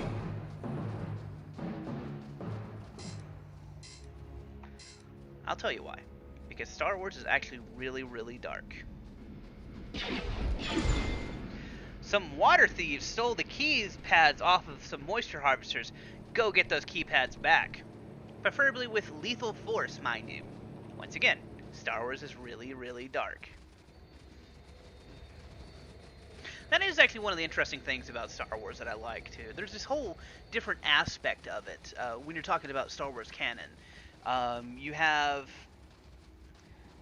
you got your story of the Jedi, you got your story of the Rebels, you got your story of the Empire, First Order now, but there's just this whole underlining story that's kind of explored in the books and some games, actually, of the hardships in the galaxy, It's not a Star Trek type world.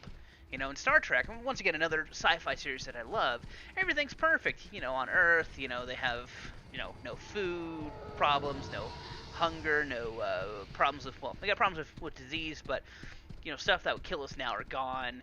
There's no poverty, and while on some of the outer fringe worlds of Star Trek, it's not as good, but quite frankly, when you compare the outer fringe worlds of Star Trek, even on some of the early Star Treks, they're still a lot better than, well, this. The rough and tumble, people stealing water type thing. The worst world on Star Trek is a lot like a medium type world. I'm not saying every world's bad in Star Wars, but well, it's definitely a lot more of a, I want to say kind of, would you say maybe a Wild West kind of feel, Alhai? Depending on what planet you're on. Yeah, it depends. I guess it depends on the planet. I mean, alright. Thank you for recovering those moisture harvester keypads. Up next, go to the camp of gunrunners outside of Mos Eisley and convince them to peddle their weapons elsewhere. Alright, I got a backpack and I got my first expertise point. Sweet. And this is the point where you have to take a step and clean up your inventory. So what happens now is you've reached level 10. You're at the point where, that's right, the core worlds are pretty good. You're at the point where you've unlocked the ability to fight with droids, and you get all of these commands that just take up every single command line in your inventory. So the first thing you do is you take a look at all these commands and dump them, because they're useless to you. There, if you use heavy droids, and I'm not saying you can't use heavy droids. Droids can come in handy. You can definitely get some really good combat droids. But yes, the first thing you do is just dump all these here and pull up your expertise. I do apologize, Alhai. I'm just going to give a quick little rundown of expertise.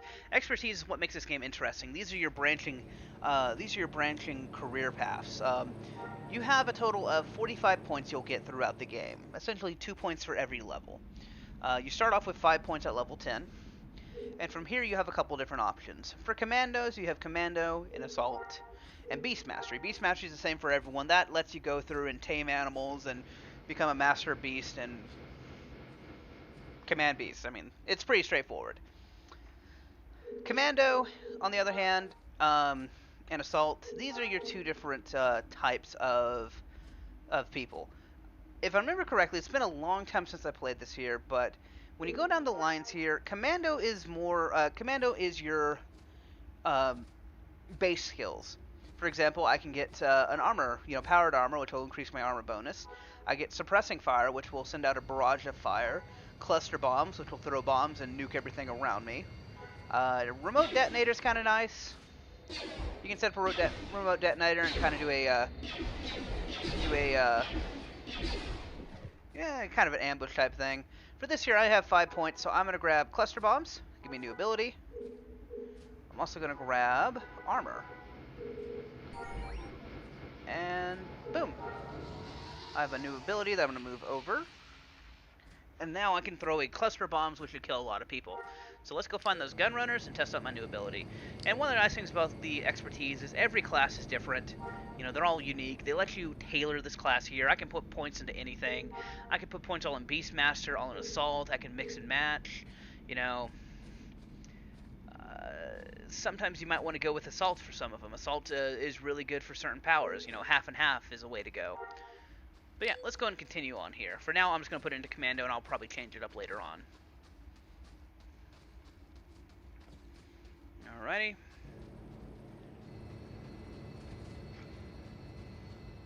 Also, you pulled out a medic. Is that one of your special abilities? Ah, yes. And different classes get different special abilities. I guess you are playing as a smuggler. Smugglers are a pistol-based range class, which are also, hybrids, and they get an ability to call out a friend who will shoot for them. I'm guessing they owe you money or something. Alright, let's go ahead and... Let's try my cluster bomb on this group here. Let's see how many we can kill. Aw. That's right. Once again, Cluster Bomb is one of those abilities where you have to get kills. So whenever you hit 20 kills, you can call forth the Mighty Cluster Bomb, which getting kills isn't too bad. You can get kills every time you kill something, and normally it's more than one kill per kill. It's supposed to be something along the lines of like a rage meter from other games, if that makes sense. Alright, and complete that quest. I've received word of some battle droids that landed in an escape pod near Mos Eisley. Their behavior is erratic. Go disable them before they harm someone. Battle droids? What are battle droids doing here? Oh. Let's equip you. Cool. I got an electric pole arm.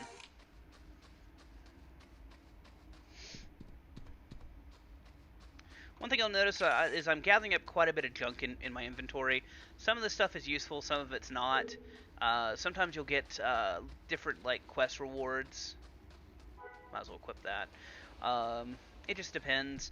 If you look here, these enzyme things, the little green thing that I have right here, these are from animals for Beastmasters.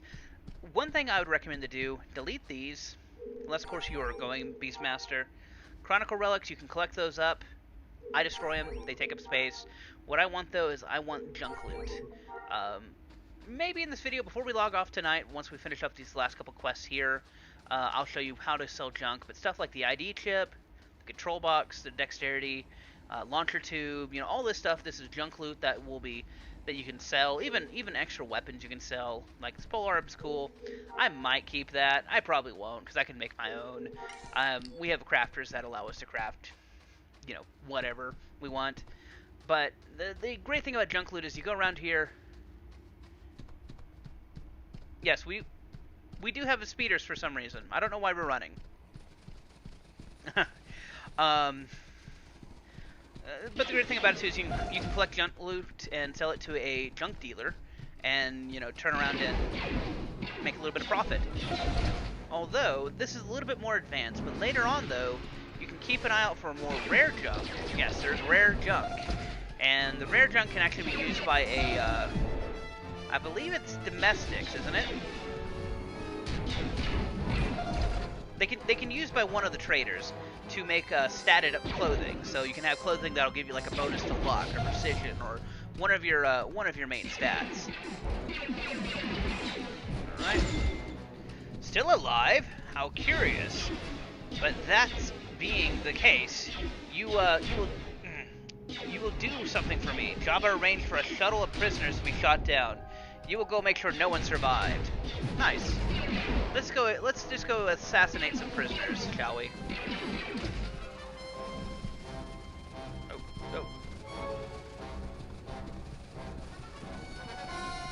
Oh god. Alheim being attacked by the dreaded Nunas. Let's try cluster bomb on it. And boom.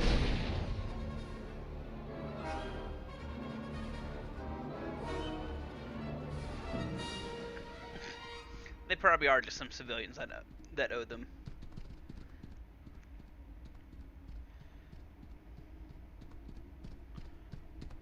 Alrighty, we're coming up to the prisoners now.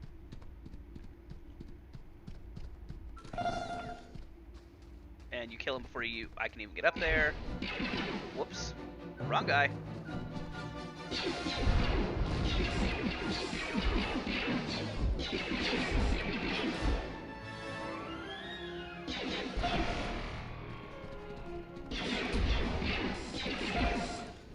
How are you leveling up quicker than me? We started off the same. Did I forget to add? Nope. Well.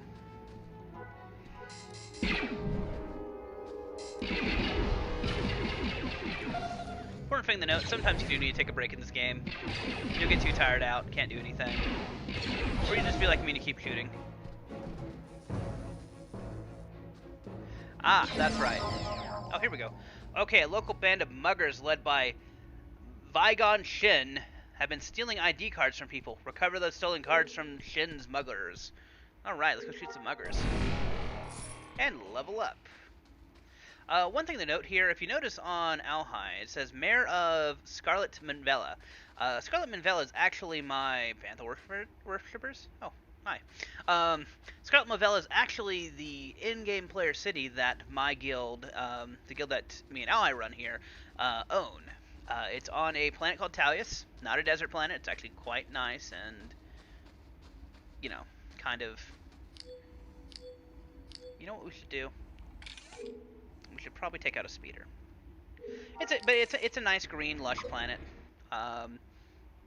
Medium-sized NPCs, so they don't kill you immediately, but they can be dangerous. But we actually have a city that's being built out of there from our guild. It's going to be a crafting city. In fact, if anyone's ever watching this here and you ever want any information, feel free to send me a message in game. You know, Ganch. I go by the name of Ganch. Go by the name of Jackson. We just started up the city recently, like a couple days ago, but we're almost rank 3 out of 5, so it's pretty cool. But actually, yeah, so that would make sense. Technically, Alhai is listed as the mayor for the city, and so she'd be getting an extra XP bonus, and that's why she's going to level up quicker than me. So let's go murder these guys and steal ID cards.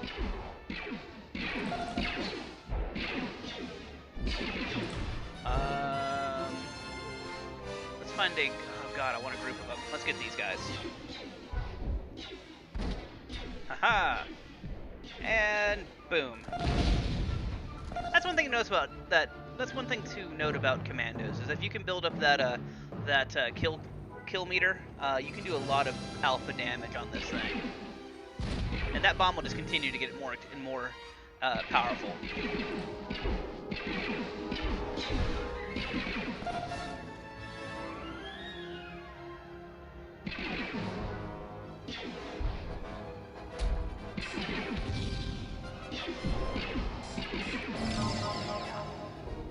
Now that those muggers have been dealt with, we need to go after their leader, Vigon Shin. Go to his hideout, fight your way through his guards, and take him down. Alrighty. So let's go fight the guards. Stay away from the lizards. Even though those lizards are only a couple levels higher than me, it's always a good idea to stay away from certain types of creatures in this game until you're a higher level. To avoid going into a slight rant, no, I'll go into the rant. The older part of the game, before they changed to this new type of combat with the NGE, that game was really strange with the way it handled combat. When I say really strange, I like to joke with my friends, because it's a sad joke, and it's true, that in that game, if you're not wearing buff and full armor, starting level creatures will kill you at high level. There's actually technically no levels in the original game, and it's true. You know, on the place where we played before, they had these rabbit type things that would kill your character, and it has nothing to do with with your character being a top level character. My character was a TKM. TKM is a classic character that's hand to hand and considered one of the best classes in the game once you grind it out. Whenever I have him in his full gear with his combat gear, he's perfectly fine, and he will take him on all day if he has a buff. But if you don't have a buff, you don't have gear, or you're not running around with gear all the time, you will find yourself, dying a lot. Even if you have gear on but you don't have a buff, you'll find yourself not be able to wear anything. Everything you use tires out your character. That's one of the things they changed with this update here originally. A lot of people didn't like it. I personally... Hello? What do we have here? Datapad. I personally think it's great because, you know what? Quite frankly, when I play an MMO and I get to top level after grinding for hours and hours on end, I don't want to die to a rabbit. And mind you, the grind for that game is like 4 times as long as this one. So, GG to the devs for that. What the? Oh.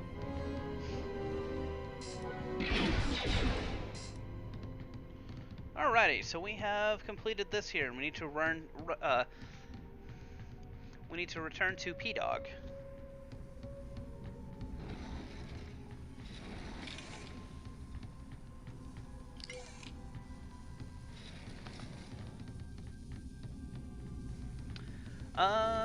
Do you think we're too close to try instant travel vehicles? We might be.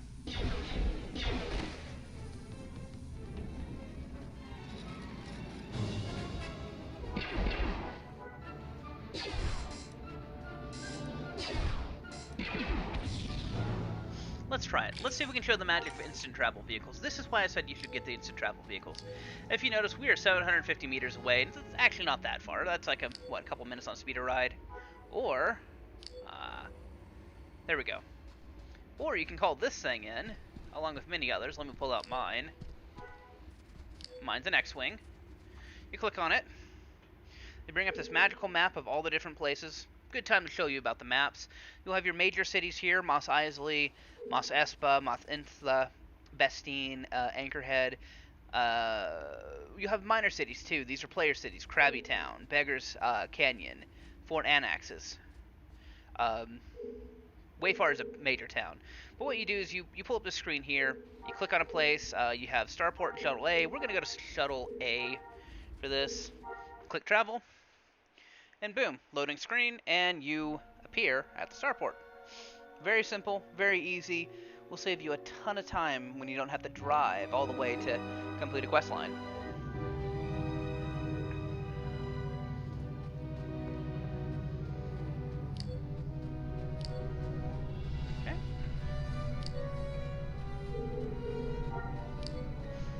And I think, yes, you went to the other one.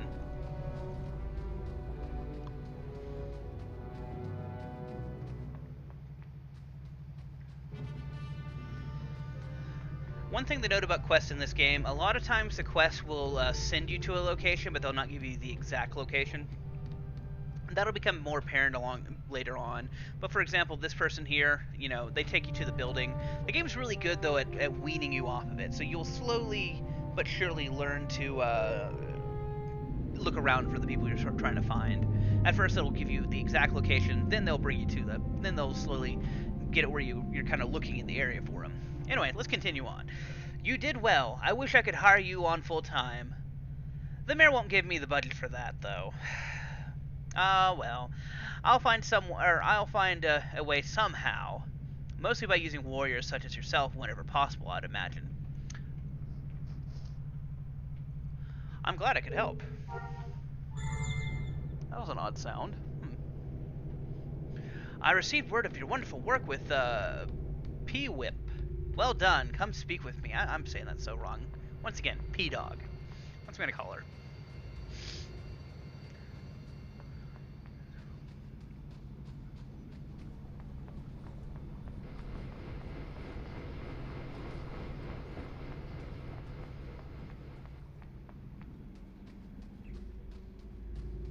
Okay. And we're going to do one more quest line here. We're going to finish up the mayor's quest line before we actually start working for Bib. Thank you for your help. I may make it out of this situation with my head intact. Oh, great. I finished up helping P-Whip with the local hoodlums. Well done. I'll have fewer complaints from the townsfolk now. It was the least I could do. By the way, I got word from Vorik. He needs to speak with you, unless, of course, you'd like to help me more. Do you want to complete this last quest, Alhide? This one can sometimes be a pain. Oh, might as well grab the level up there. XP is XP. That's one to keep in mind. I'd say grab all the quests you can. XP is XP. You'll want as much XP as you can when you're done with Legacy, because there will be a section where you do have to grind it out. It's not too bad. It's not even close to what it used to be before they switched everything around. But you'll definitely want to take it. Thank you for your help. I'll make a... Oh, I already read that. Alright. I still need to deal with the wild vermin. Intha Candel has been clamoring that she needs some help controlling the population of various vermin on the outskirts of Mos Eisley. Give her assistance. Or give her the assistance she requires. I'll help her out. So, depending on what server you play on, let's say you join a server when it first starts up, This questline here can be a pain for a couple of reasons, and I'll tell you why. Because it's an open world and everyone has access to to everything, with the exception of the few instant dungeons that you can go to with a group of people, everything's open for grabs. What that also means, though, is that everything's open for someone to come along and just bomb and loot everything. And there are people who will just sit their character down at a location and blow up all the NPCs, quest NPCs or not, and for the loot. And sometimes it's a pain to find the animals. So we'll go ahead and do this quest here and end it out tonight after showing you how to use the junk dealer. Anyway, let's continue on. I assume the mayor sent you. Yes, he did. Well, at least he is listening. I need people to do some dirty jobs. You interested? How dirty? The public health in Mos Eisley is in danger. If we don't get the vermin under control, we will lose this city. You're kidding. I am not. I have reports of massive vermin population increases and infestation all around the city. I need a complete census of the areas to determine how I'm going to deal with this problem. Okay, I'll do it. Here you go. I need each spot visited and a census taken. So, this here being one of those introduction quests still, it's kind of repeating as before. It's kind of like the recon quest from the first one. I'll drive. Let's go see when to drive How high.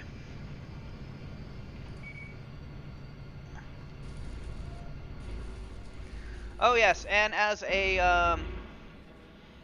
a message from Alhai here, she'd like to let all EPA viewers and PETA viewers know that no real animals were harmed in the making of this stream. Good to know.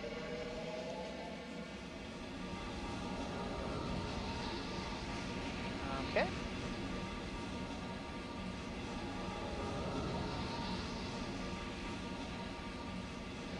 So this questline is pretty simple. You start off, you drive at all these locations. It's pretty much a big circle around the city.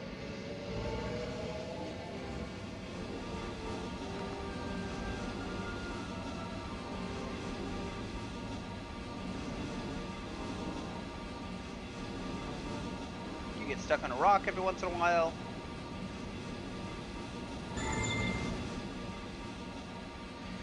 Carrion creakles in the city sewer swamp rats? Okay, those have noted. Thank you. I forgot to read the last one. Womp rats and mound mites have been added for that location. Thank you. These really don't matter that much. They're just updates. Tame warts and sickly womp rats. Oh my. Okay, I'll have to add this data to the census. And we're getting shot at. Haha. Who's shooting at us? Okay, someone. Tame warts and rock mines? Okay, they've been added to the census. Woo. You get the idea.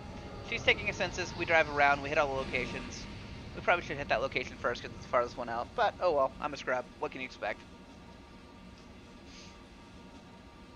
This is the moment of the stream, or of the YouTube video, where you tell me to get good.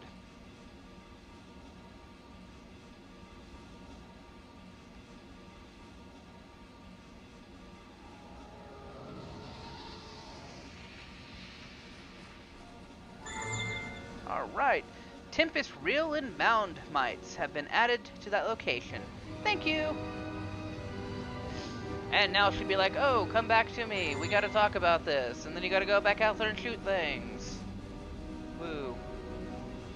Luckily, it doesn't look like this quest will be any problem right now, given the fact that there's not really people grinding those creatures. But as I said, early on, you could find issues where people would go in and just kill everything. I remember we were testing on not this server, but a different server, where they were having issues where only like one of those spots was spawning creatures, so it was kind of a pain because everyone was going after to kill things. Although we ended up working together and getting everything killed. So anyway, let's continue this on. Great work on that census. The infestations are worse than I thought. Here's something for your trouble. Talk with me when you want more work. Thanks. I've analyzed the data from the census that you got me. The first problem is we need to tackle is the womp rat infestation. Womp rats? I have womp rats spreading grunge fever. Oh god. Grunge fever.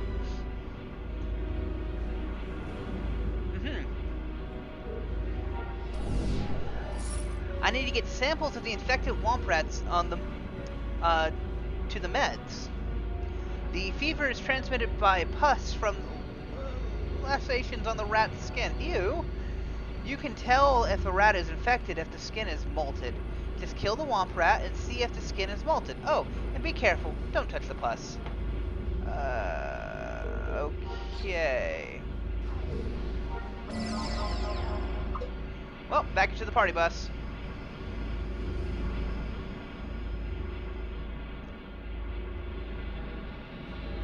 And so now you have to kill 5 womp rats until you find infected skins. And they'll give you 4 locations to check out. Let's check out the location over here. Because, you know, we got shot at over here, so might as well.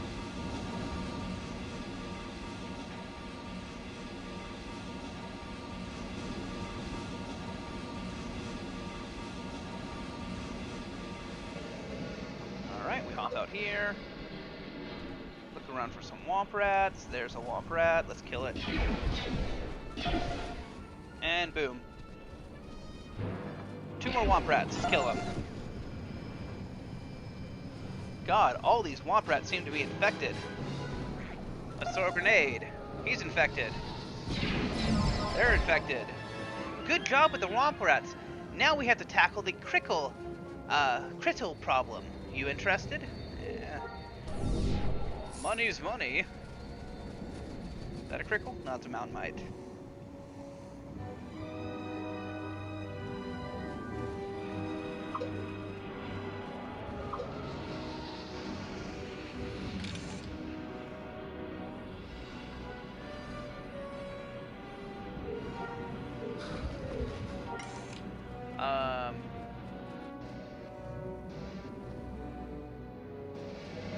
I'm guessing you didn't get all the womp rats, did you? Or you're just trying to level up. Well, hop in.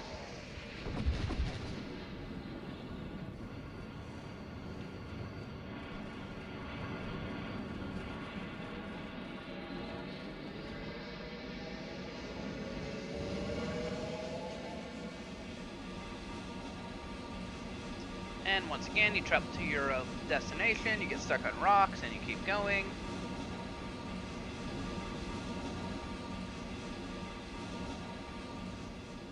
And hop out here for something kills you. And let's see if I can... No, I don't have a... I can't do cluster bomb and kill them all. Oh well. These questlines are pretty straightforward, but as I said, sometimes they can be bugged. Mostly if people are out here killing them non-stop. You'll find some people just grinding out here. Yeah, we're actually lucky today, which is weird. There's that too. It is almost 2 in the morning where I'm at right now, and it's 4 for you.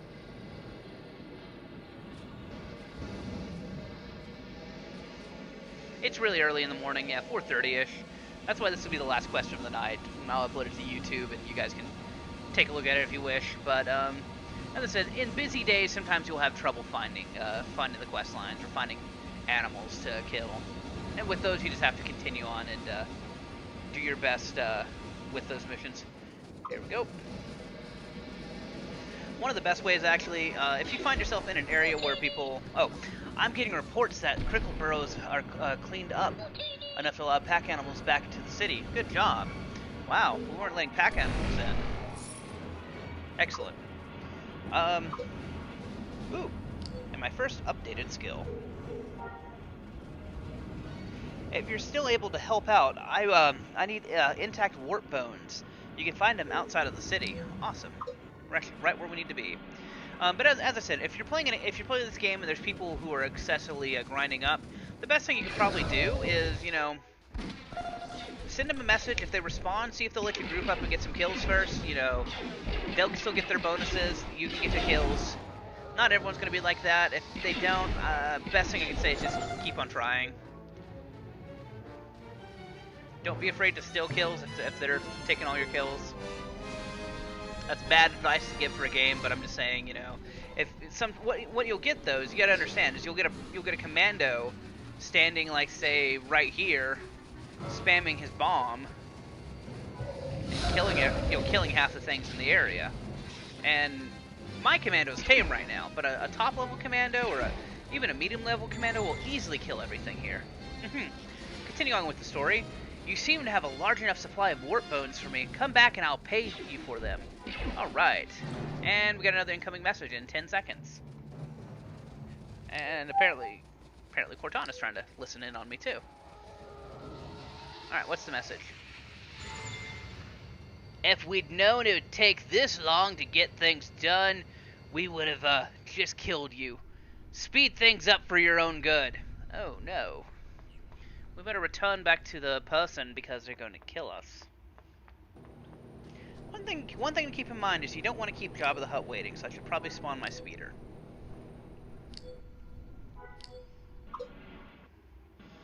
Even though it's only like 200 meters away. Jabba's a very impatient man.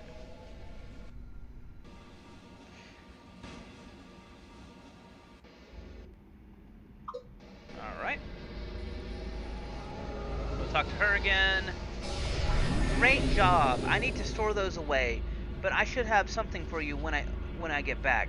Talk to me again if you're interested in more work. Let's ask, what do you need? Oh, some idiot brought some Tempest Rills as pets. Once they stop being acute, he released them into the wild. I need them destroyed. Alright, I'm on it. So. Oh, hi, turn in your quest real quick. We have one more to go before we finish this little quest line.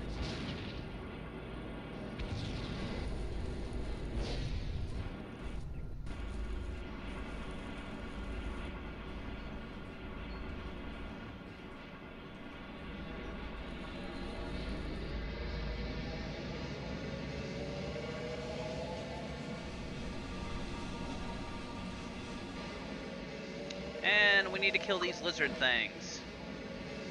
How do we do that? Lots and lots of explosions and fire.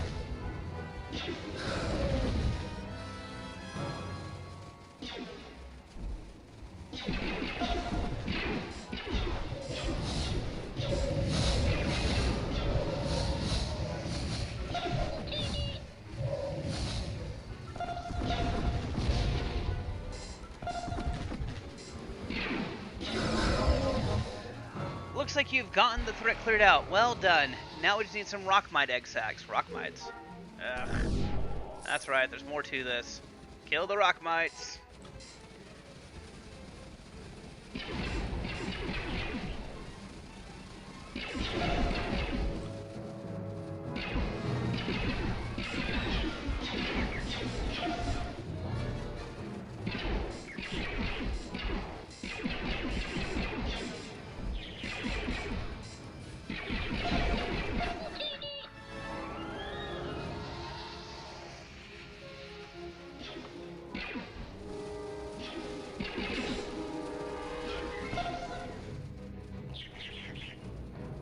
Drop the bomb.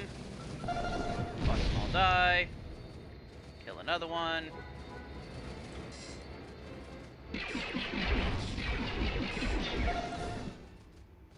Knife goes in, guts come out. Knife goes in, guts come out. Wait, sorry, wrong one.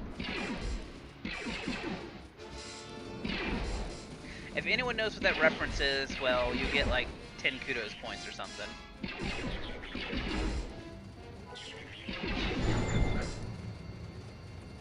Good job.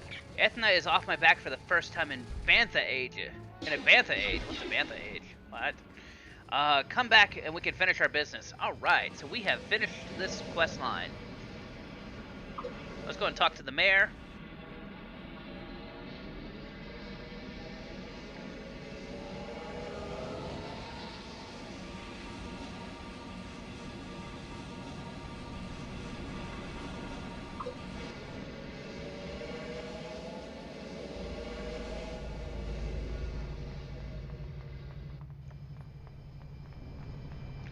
Let's see what the mayor has for us now.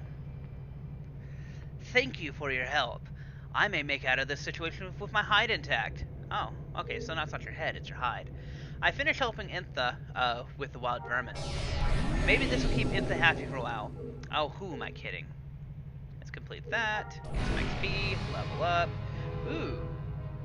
Ooh. this is important. So these are called marching orders. Every class has their own custom quest lines. There's like 3 or 4 missions, depending on your class, that will take you around to doing special things, give you special items for your class. So we'll check that out next time. We'll do some marching orders before we start up the official uh, official quest line. Anyway, continuing on. It is my pleasure. By the way, I got word from Vorik. He needs to speak with you right now. All right. So we need to speak with Vorik. That's right. You have stolen cargo. I have marching orders. We gotta go speak with Vorik. But before we do that, we're actually gonna call it for tonight for quest lines. There is one last thing I want to show you, and this is gonna be important. If you open up your inventory hitting I, you'll notice you got a lot of junk in there. You got your original clothing. You got some clothing that for some reason will not fit you. I don't know why. It's kind of annoying. I'll replace that soon enough with armor. I have a set of armor that I'm going to run through on a quest line to get. Clone armor, to be exact. But then you have all this crap here. Some of it's useless, like these enzymes. As I said, delete those. You got weapons. So what you do is, in the world, you're going to look for a junk dealer. And junk dealers are pretty much all the same. I'm guessing they're all like part of some coalition or something, because junk dealers, they dress in green, they generally hang out near a bazaar, although that's not the only location. Junk dealers can be in many different places. For example, if you open up your map and filter vendors, you'll notice that while we have the only one bazaar here, let me zoom in on our location, there are a multitude of junk dealers in the city. So, whenever you see one of these green-dressed Santa's little helpers here, as I call them, that's like Santa, elf green, just go up and talk to him. Welcome, traveler. I am a buyer of goods that most would deem as junk. If you are interested, I will look through what you have to offer and set a price for anything that I wish to buy. I also have come across some other items of interest that I am looking to get rid of. Oddly enough, this junk dealer seems to be working okay. So you click on, I have some items you might be interested in. You can also mark items that you don't want to buy. Sometimes you can go back and grab items you've sold. One thing to keep in mind, right now on the server, some of the strings are broken, so these 2 buttons here, they're supposed to, sell all and stuff like that, but it's kind of not working. So here's what I recommend you do. Manually go through and click everything. You click it, sell it, you get some credits. These items here, they're cheap. These are low-level items, 90, 120, 45. Really, really cheap items. You get some really higher ones there, 200. I'm not going to say you're going to get rich doing it on these low-level missions, but I will say, though, later on, junk dealing is by far one of the easiest ways to make money if you're in a hurry, especially if you have nothing better to do. If you're running around with a commando, you go to a mid-range level NPCs, level 60s, level 70s if you're willing to try it. I generally keep in the 50-60 range, and you'll loot items that are worth more, that get into a couple thousand range. Highest item I've ever got was 20,000 credits, which really, that isn't that much, but it adds up, and that's the important thing. And pretty much everything you have, with the exception of certain items which we will look at, can be sold. Let's see, so let's go through, clear this out. Pistols, one thing to keep in mind, weapons do sell for more. Armor sells for a lot, so if you get a piece of clothing, yeah, clothing might look good on you. I actually recommend to get your clothing from some player. Find them, send them a message, ask them to make you clothing, because the clothing that you loot, it's actually worth a lot more. The clothing you loot is actually worth a lot more than it is, to wear it a lot of times. Yeah, one thing to note, if you're a smuggler, you get contraband. That's a completely different animal. One day I'll probably do a mission to show how that works, but I'll have to have a smuggler or run around with a smuggler. We'll take care of that. We'll take care of that some other time. But as I said, it's important to, sell your junk. You'll get money. It's not much, but it'll start to add up. Certain things you can't sell. Stuff like these no trades, these important questline items. Jabba's comlink is for a quest. Source of yacht is, your yacht. I didn't sell that because I didn't want to lose it. Because I want to try to get to work. It'll probably work after the next group. And then these chronicle things, the chronicle relics and the enzymes. I recommend you just go ahead and delete those. They're not needed, unless of course you're building chronicle relics. You could try to resell them, but most people who are doing chronicle system are out grinding these things anyway. So you generally don't have to worry about them. But yes, so that is your basic rundown of junk loot. Whenever you're done playing for a while, make sure you dump off your junk or sell it whenever your inventory gets full. Keep in mind you only have 80 slots of inventory and 50 in your backpack. And just go through deleting all that. One thing I'd recommend too, keep any items you don't want to lose in your backpack. And the reason for that is that'll keep it out of the junk dealer, it'll keep it in one place, and it'll make it less likely for you to junk things up and give you more room to loot stuff. So I generally keep everything, my buffs, my weapons, armor that I'm not wearing, or clothing I'm not wearing in my backpack, and then just save my main inventory just for loot.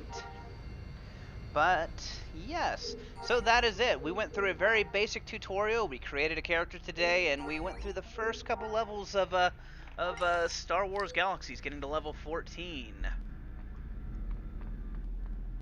Not much else to say here. Most likely tomorrow I will be uploading the next edition of this here.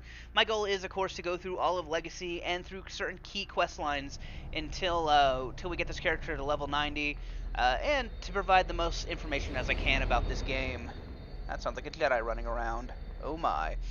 Anyway, for the time being, I'm going to go ahead and head out for now. Go ahead and give us a good goodbye, Alhai.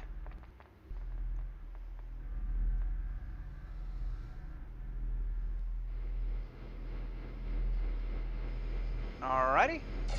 And once again, thank you for tuning in, and you know what, if you want to check out Star Wars Galaxies, go check out, look up the Star Wars Galaxies Reddit, look into Star Wars Galaxies Legends. Even if you want to try the old Star Wars Galaxies, check out Star Wars Galaxies Emulator, although I'd recommend to stay away from that and go to this one here, because, quite frankly, this is a lot more user-friendly, but the old one's good too, in its own ways, kind of thing. Well, anyway, that is all. Once again, thank you for watching. If you're watching on YouTube, thank you. Please do subscribe, and have a good night.